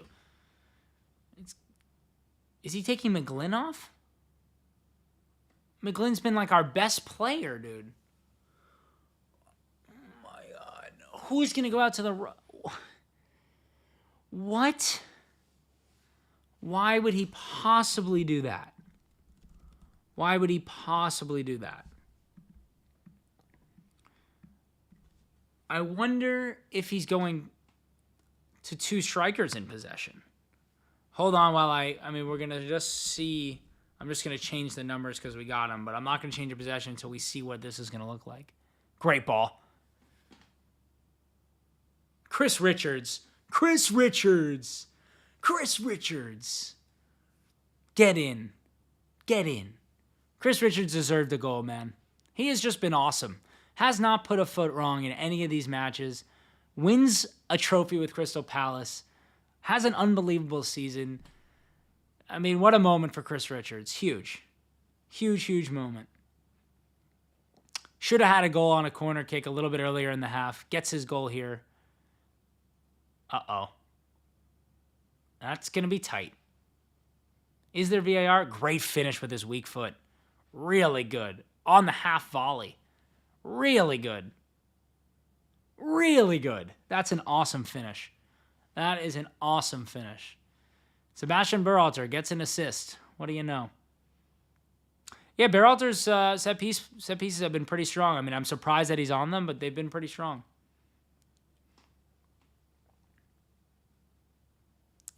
Chris Richards, baby. Is there VAR in this event, this tournament? Anybody know? Yeah, it must be because they're still checking it, right? It's super tight. That guy's knee, I think, is holding him on. Unless that's Downs' knee. No, there's a green sock. That's a goal. Gotta be a goal. Goal? Anybody? Goal? Goal? I think it's a goal. They're still waiting. Do they not have automated semi-offside?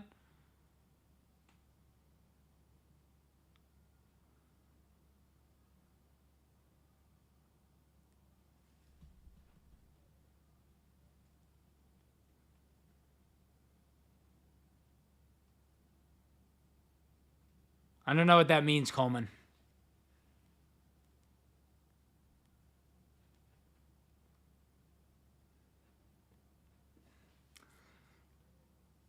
I mean, are we still waiting for VAR? I mean, I have no idea what's going on here.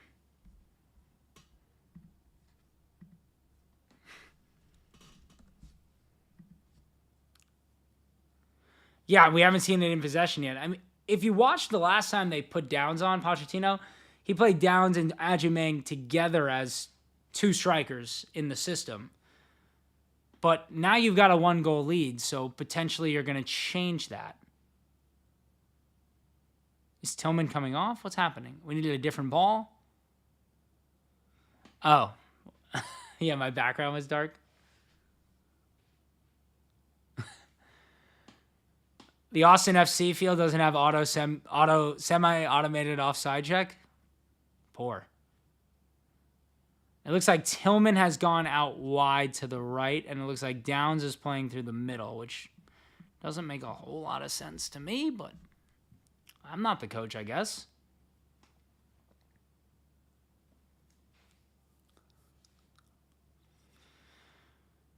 I can't believe Sebastian Berhalter has become like the starting midfielder for this side. It's the change-up of the year that nobody expected.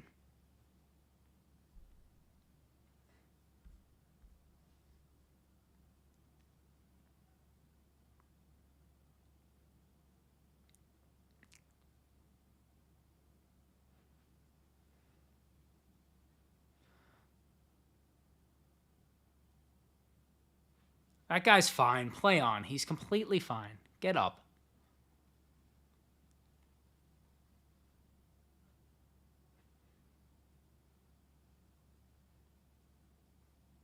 Who just got a yellow card? They just stopped the play to give somebody a yellow card? I've never seen that in my life watching this sport. In possession, they just stopped play to give somebody a yellow card. No way Luna got a yellow card for that. What? That doesn't make any sense whatsoever. Wait. Did they just stop play while the U.S. was in possession to give Diego Luna a yellow card for that, or he got a yellow card for dissent?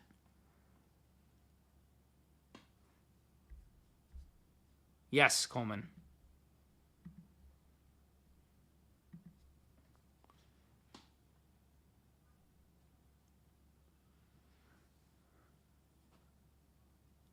All right, here's a big moment here off of a set piece. This could easily be 1-1 in a second. That would be crazy if Jonathan Klinsmann was the starting goalkeeper in the 26 World Cup. I think that's highly unlikely. Another well-played ball by Matt Freese. I am becoming Matt Freese's biggest fan.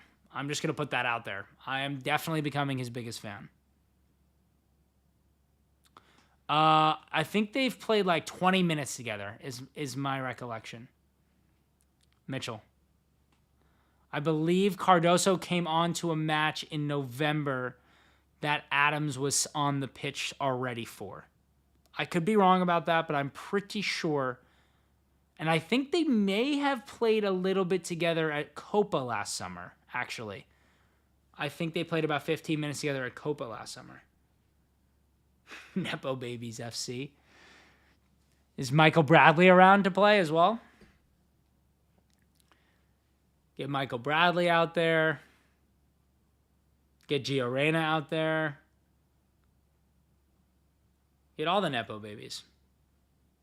We don't need to just have Klinsmann and Berhalter. We can do better than that. I'm sure Alexi Lalas has a kid somewhere.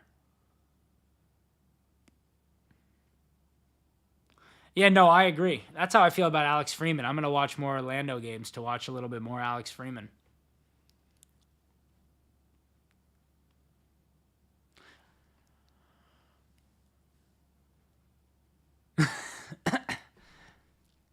And bring his dad as the assistant.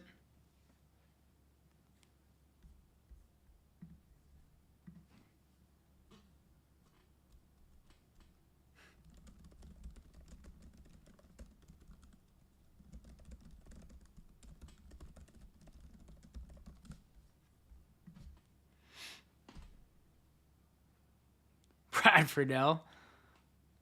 Brad Friedel was a good player, to be honest. Like, I feel like everyone talks about Tim Howard, but like Brad Friedel maybe was better. I don't even think that's a hot take.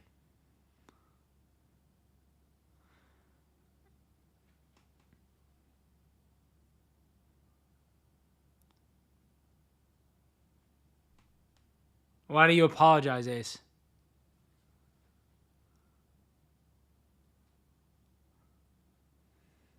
Wow.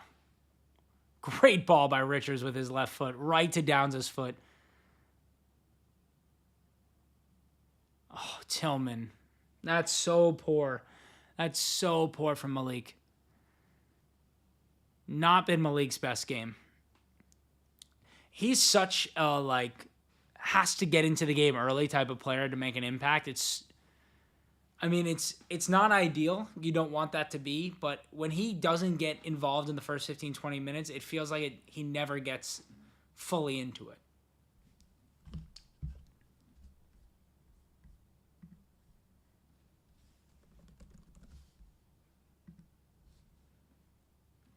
Yeah, Chris Richards has been awesome.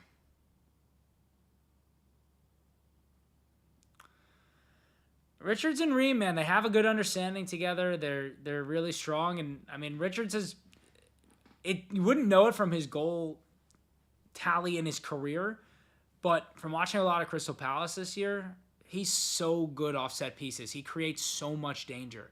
Like, even when he's not scoring or assisting, just getting his head on balls, putting him back across the box, earning rebounds and deflections and whatnot. Really strong player in the air. He's also just grown so much in confidence. Like, I feel like when Crystal Palace bought him, it wasn't last summer before, like, he barely played. There was, he's playing a lot of right back. Then all of a sudden, halfway through last year, earned himself into Glasner's system. And now, with Mark Gahey likely leaving, he's going to be the resident center back on that team. It's going to be him, Ousmane Diomande, and Maxime Lacroix. The three of them are going to play together pretty much every game. Munoz over on the right, Mitchell on the left. It's maybe one of the best defenses and most fun to watch in the Premier League. It's an exciting time for Chris Richards. Leading up to the World Cup, him or Adams could potentially captain this team. I think Richards has worn the captain's armband a few times under Pochettino. It's amazing. Like, he's really just... progression is just never linear. Development is never linear for these types of players. Like, I feel like when he was at Bayern Munich, he's playing for Bayern Munich. Everyone, like, freaking out. Went on loan to Hoffenheim. Wasn't great. Went to Crystal Palace. Didn't really immediately hit the ground running. Everyone kind of ruled him out. And now all of a sudden he's maybe the first name on the team sheet for both us and Crystal Palace starting now. Like, it's just wild. Yeah, the 11 against Haiti will be an interesting one. Hopefully Haji can get fit for it.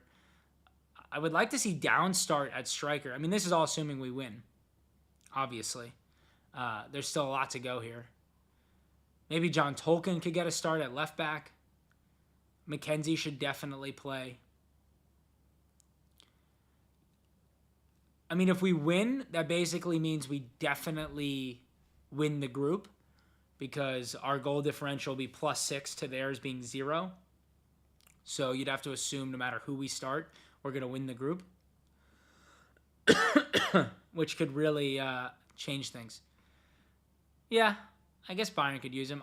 I think Bayern are... Oh, that was almost such a good touch by Luna. I'm interested to see if Bayern do end up trying to use that buyback clause on Tillman. Feels like with, obviously, Musiala in that position, there's not room for Tillman necessarily, and they have Paul Warner, who plays a similar position. The PSV boys, it's going to be an interesting summer for Tillman and Pepe. It's going to be very interesting to see where they go. I don't think they'll both leave, but one of them surely will.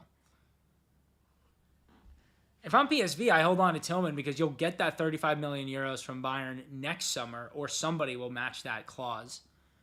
And maybe you let Pepe go this summer. I don't know. They've won back-to-back Eredivisie titles. Eredivisie titles. Right. If they sell him this summer, they don't have to give Bayern 20%. But if they next summer, Bayern seem interested this summer, so I just think they would be interested next summer for that same clause.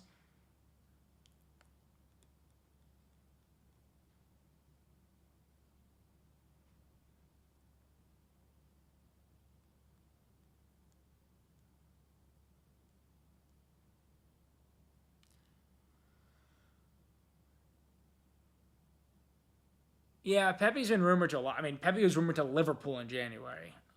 I think it's a lot of agent talk. I don't want him to come to the Premier League, to be honest, because he'll go to a team where he's going to max out at 10, 12 goals. It's not really the right place for him right now, in my opinion. Yeah, I mean, it's nice of you to compare Wirtz to Tillman. I think when you can get a player like Florian Wirtz, you make it work versus Malik Tillman maybe is an excess to requirements. All right, I knew they played 15 minutes together at some point, Mitchell. Thank you for looking that up. I couldn't pinpoint exactly when it was, but I remember being surprised to see it. Did Brendan Aronson just come on?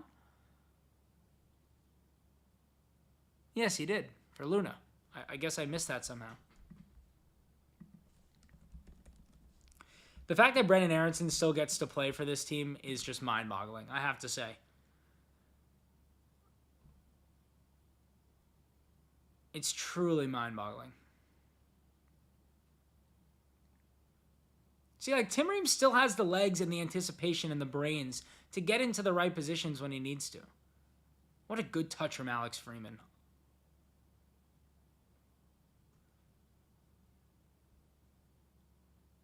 That's going to be a red card, yes? Surely that's a red card if he got him. Botafogo is beating PSG?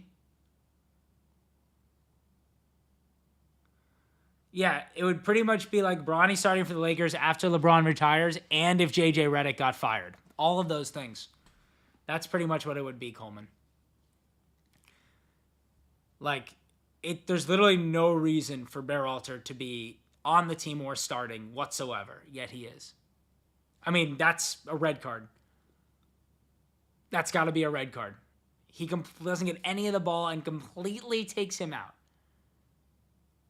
No VAR? Wait, VAR is not looking at this or they are looking at this? Am I seeing something that no one else is seeing, or did he not just completely take him out without getting any of the ball? Seriously. Right? That was clearly a red card. Am I crazy?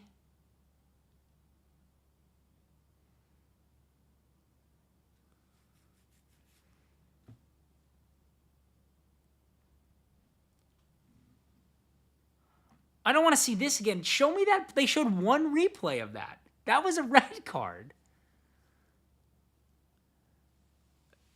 Adjumang got the first touch on the ball, then the goalie cleared him out, outside of the box in a one-on-one. I mean, that's the most CONCACAF thing I've ever seen in my life. That was the most CONCACAF thing I've ever seen in my life. Totally insane. CONCACAF makes no sense. Like, there's no logic to anything that happens in CONCACAF.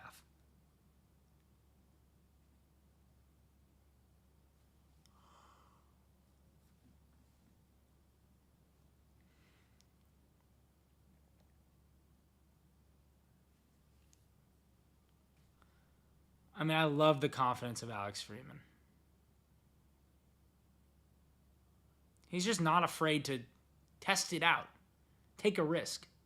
This is the time. He gets it. He totally gets it. Don't take a risk against Spain in the World Cup, but take a risk against Saudi Arabia in the Gold Cup. Yes, I love it. Calculated risks. And a great ball into Downs. What a great ball from Alex Freeman. And Downs, oh, great idea.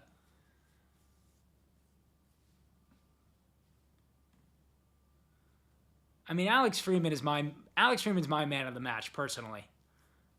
I mean, this is just so good. Great run by Downs, in between the defenders, off the back shoulder. Downs just needed to take one more touch, and he would have had Adjumang. Just rushed it a little bit.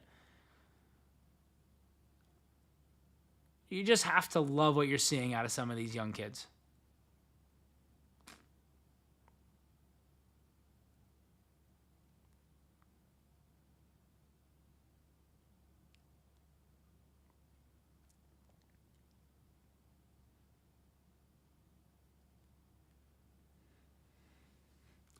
It's kind of dropped into a flat 4-4-2 in a lot of ways. Really is more of this now. Both in and out of possession. I'm surprised he hasn't taken Arfson off and put on Tolkien. Tolkien's on the bench, right? Yeah. Surprised he hasn't done that.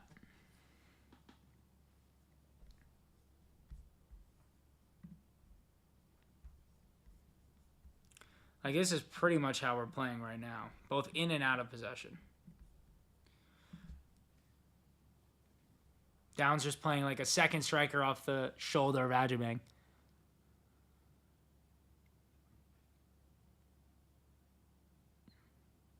Come on, Ajimang. I know you're getting dragged down, but you can lay that ball off to Luna, and you've got Luna plays one touch ball into Downs, and it's a goal.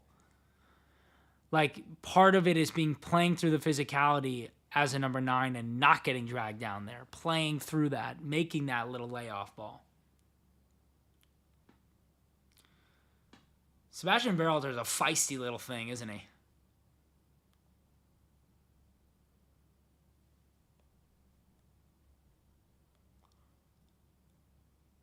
Just the difference in control since Tyler Adams has come on, just in transition and everything, it's just night and day. I mean, Luca De La Torre should never see the pitch again, truly. There's absolutely no reason. There's no way that's not a corner kick.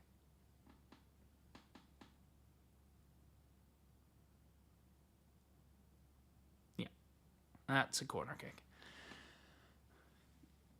Just, what? They called that a foul? I mean, this is getting so CONCACAF-y so quickly. This is becoming the most CONCACAF thing ever. And they're letting him retake that after he plays it right out of play. Unbelievable. You know we're conceding an equalizer. You just know it. This is playing out exactly how CONCACAF wants it to. We're going to give up a horrible equalizing goal.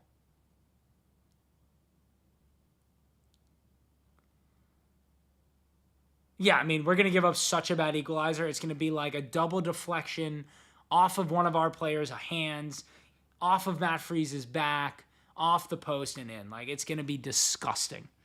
You can just smell it. I'm going to slam my computer shut when that happens. So if the stream cuts out, that's why. I've just completely lost all faith in humanity.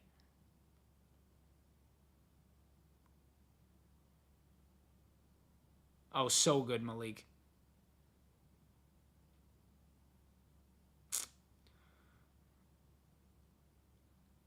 Ajimang, like, what are you doing? Don't just... Ajimang spends so much time throwing himself to the ground, man. Just, you're the biggest guy out there. You're the biggest guy out there. Stay on your feet. Stay on your feet. I really like Downs' movement off the ball.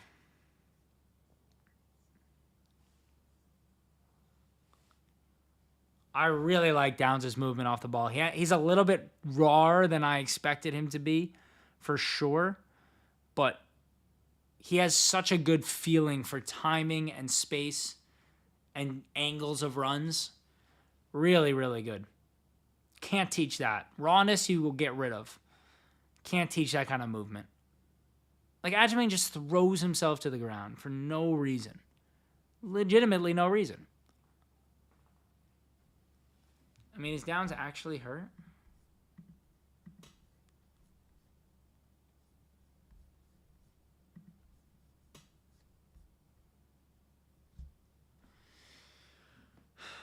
Mitchell, they're going to give him like 7 extra minutes, right, for no reason?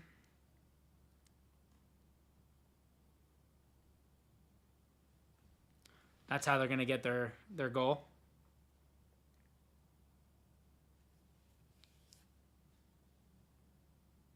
Downs looks like he's actually potentially injured.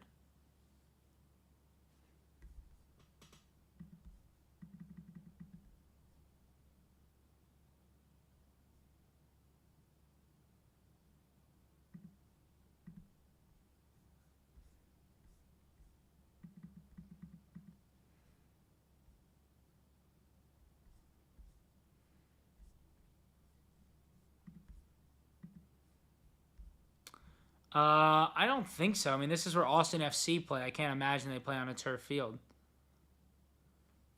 I mean, is Downs really injured?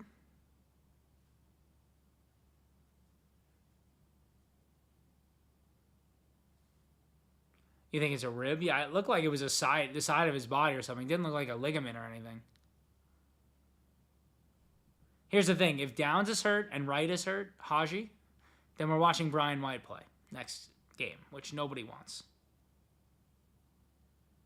Yeah, but it's not like they don't play on like football turf is my point. Like NFL football turf where like your knee just snaps. He seems all right. Yeah, it's definitely a rib or something. He's holding the side of his... He's okay.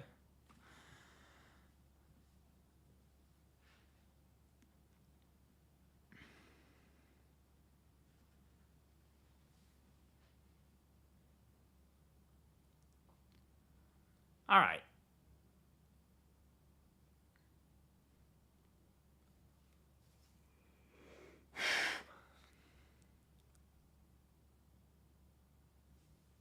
Oh, it's a grass field. There you go. I think a lot of these newer stadiums are grass. I don't think a lot of them are turf anymore. I think that's why they started building them. Or at least they're not 100% turf.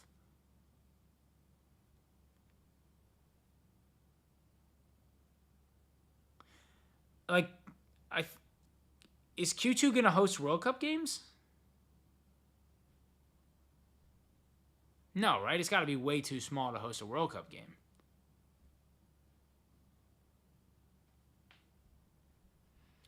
So there's going to be like 8 added minutes, right? You can just taste it.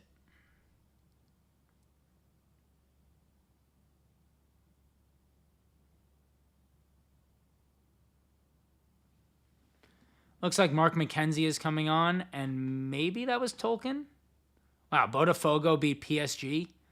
That's insane. The Brazilian teams have done so well in the Club World Cup. I've seen so many Palmeiras fans in New York City, like literally thousands. Nice. Johnny and... Oh, that's not McKenzie.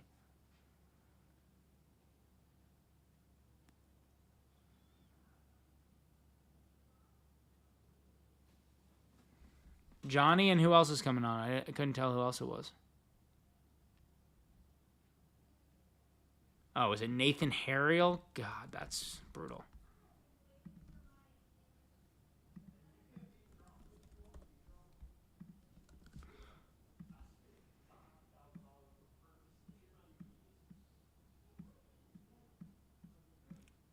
Probably going to look more like this now if I had to guess.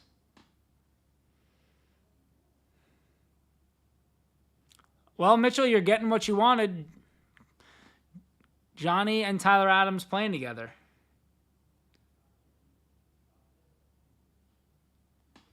I can proudly say I have not watched 1 second of the Club World Cup. Sebastian Berhalter is a feisty little thing.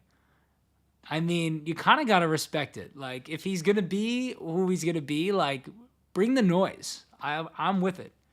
Bring the noise, Sebastian Berhalter. I love it. Look at Malik Tillman just stalking his prey. He's like, I'm not going to get involved with this. I got a career in front of me. I respect that. Tyler Adams always looking to fight. Always looking to fight. How does Adjaman get so many minutes? Well, P, welcome to the channel. We discussed that pretty much all night. So if you want to talk about it more, make sure to subscribe for the next live stream. Well, I think we've decided that Downs is a little bit raw, and they weren't sure he was going to get the opportunity to play. And then he likes a true target man center forward. So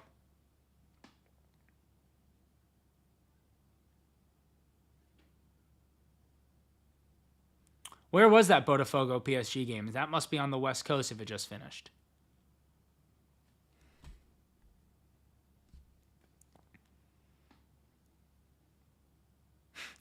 You got to love that the coach is getting in there to break up his players from fighting the U.S. players. All right, don't give up a terrible set-piece goal. Oh, it was Miles Robinson who came on. They never even showed it. Rose Bowl. Botafogo PSG at the Rose Bowl sounds like an incredible night, to be honest. That sounds awesome. I would love to have gone to that.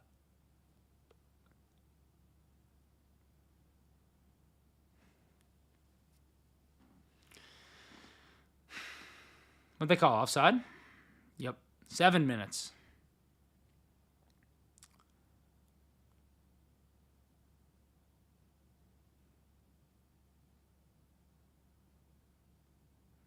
I mean, you kind of got to credit Sebastian Berhalter. He had a terrible first half, but he grew into the game. And once Tyler Adams came in, he really didn't look nearly as bad.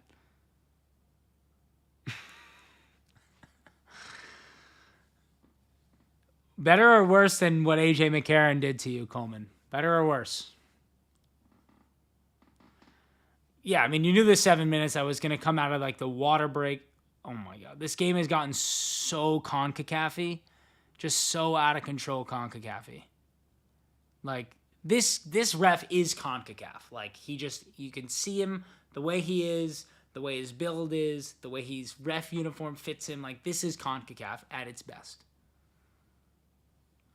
Bayern versus Boca in Miami tomorrow. That actually is kind of fun. I feel like the games in MetLife have been terrible, and the ones in Orlando have been terrible.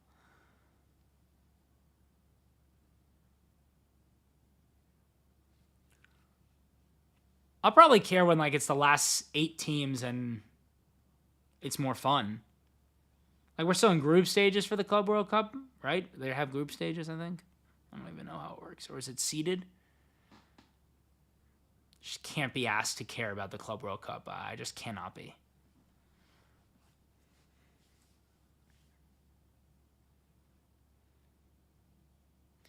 It'll be interesting to see how quickly the narrative either shifts or doesn't shift from Pochettino. But like, if we were to win the Gold Cup, does the narrative shift at all, or does people not care? Because if we don't win it, obviously the narrative is going to be terrible. So I just wonder what it will be if we do win it. Play the ball out, Miles. I'm really enjoying watching Damian Downs a lot. Some exciting young talent, man. Damian Downs, 20 years old. Alex Freeman, 20 years old. Really exciting young talent.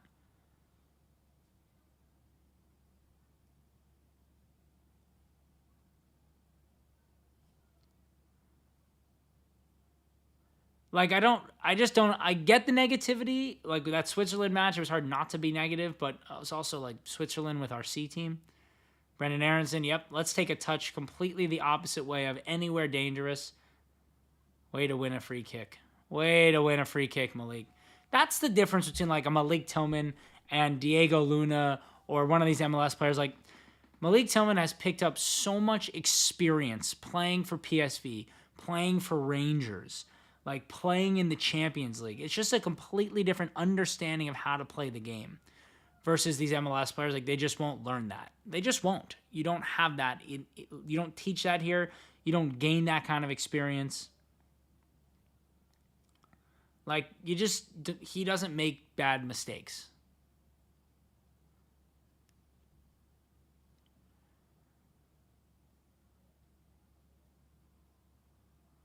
Okay, Miles Robinson, you got to throw it towards the corner. There you go.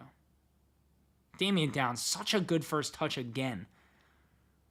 Yeah, Tillman played for the Bayern Academy with Chris Richards. They both played for the Bayern Academy together. Tillman made, I think, 2 appearances for Bayern's first team. Maybe 1 appearance for Bayern's first team. But I just mean, like, the things that, like, Gio Reyna isn't doing. Like, go play for Rangers. That was the best thing Malik Tillman ever did for his career. He went from played for Rangers. Rangers played him in a double pivot deep in the pitch where he wasn't comfortable. And he learned so much about how to be a professional player. Made a huge step, went to PSV, and now he's become a highly sought after number 10. Jonathan, it's a bit different depending on the system he's in. Like, where he's being utilized right now makes no sense. If you watch him for Betis, like, I don't know how much of the sport you watch in general, but, like, he plays a lot like Jorginho. So He's kind of like a controller type of profile where he's going to sit in front of your back four. He's not going to go win a bunch of duels. Like, he's not going to go get in, be super aggressive, go to ground, do those types of things. He's going to stand in front of the back four, intercept a lot of passes, get in passing lanes, be in front of the ball, keep the ball in front of him, and then, he's like a metronome type of midfielder. So ball comes into his feet, he goes sideways. Ball comes into his feet, he goes sideways until he turns up the pitch and plays a kind of straight ball over the top that just kind of the defenders aren't expecting. It's nothing overly sexy, but when he's played in the right position with the right team in front of him, it can be super effective.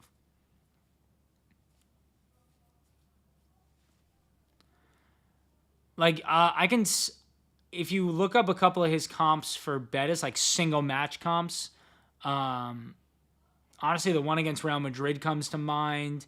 Watch the one against Atletico Madrid from this year. Look it up on YouTube. That was probably his best match this year. Against Atletico, he was just spectacular. Against Real, he was really, really good, but I feel like that one got overblown because he scored a goal off a corner kick. Against Atletico, he was like, okay. The Johnny Cardoso hype is real. He is a true controller number 6. Like a profile that the U.S. has never had because he's also Brazilian and not necessarily American.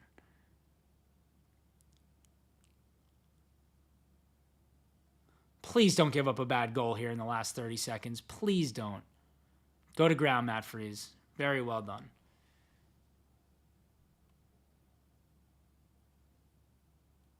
Yeah, watch the Atletico one first, Jonathan, because I don't want the goal from the Real Madrid one to like kind of cloud your mind because that obviously added to the performance in a lot of ways. But I think the Atletico one was probably my favorite match he played this year. All right. That's a win for the U.S. men's national team. We are on to the knockout rounds. We didn't get grouped. There was a lot of worry we were going to get grouped and all hell was going to break loose. On to the next round. Thank you so much for hanging out in the live stream here. I'm going to go record my post-match right now, and the post-match will do, as always, instant reactions, tactical analysis, what we learned from this match positively and negatively. And since that Haiti match not going to really mean anything, I'll be putting together an 11 that I think should start the Haiti match. So, a little bit different than what we've seen. Some players I'm excited to look forward to, and nice to turn off the TV with Chris Richards and a big smile on his face. Again, thank you all for watching. Make sure to subscribe if you're not, and we'll talk to you on Sunday.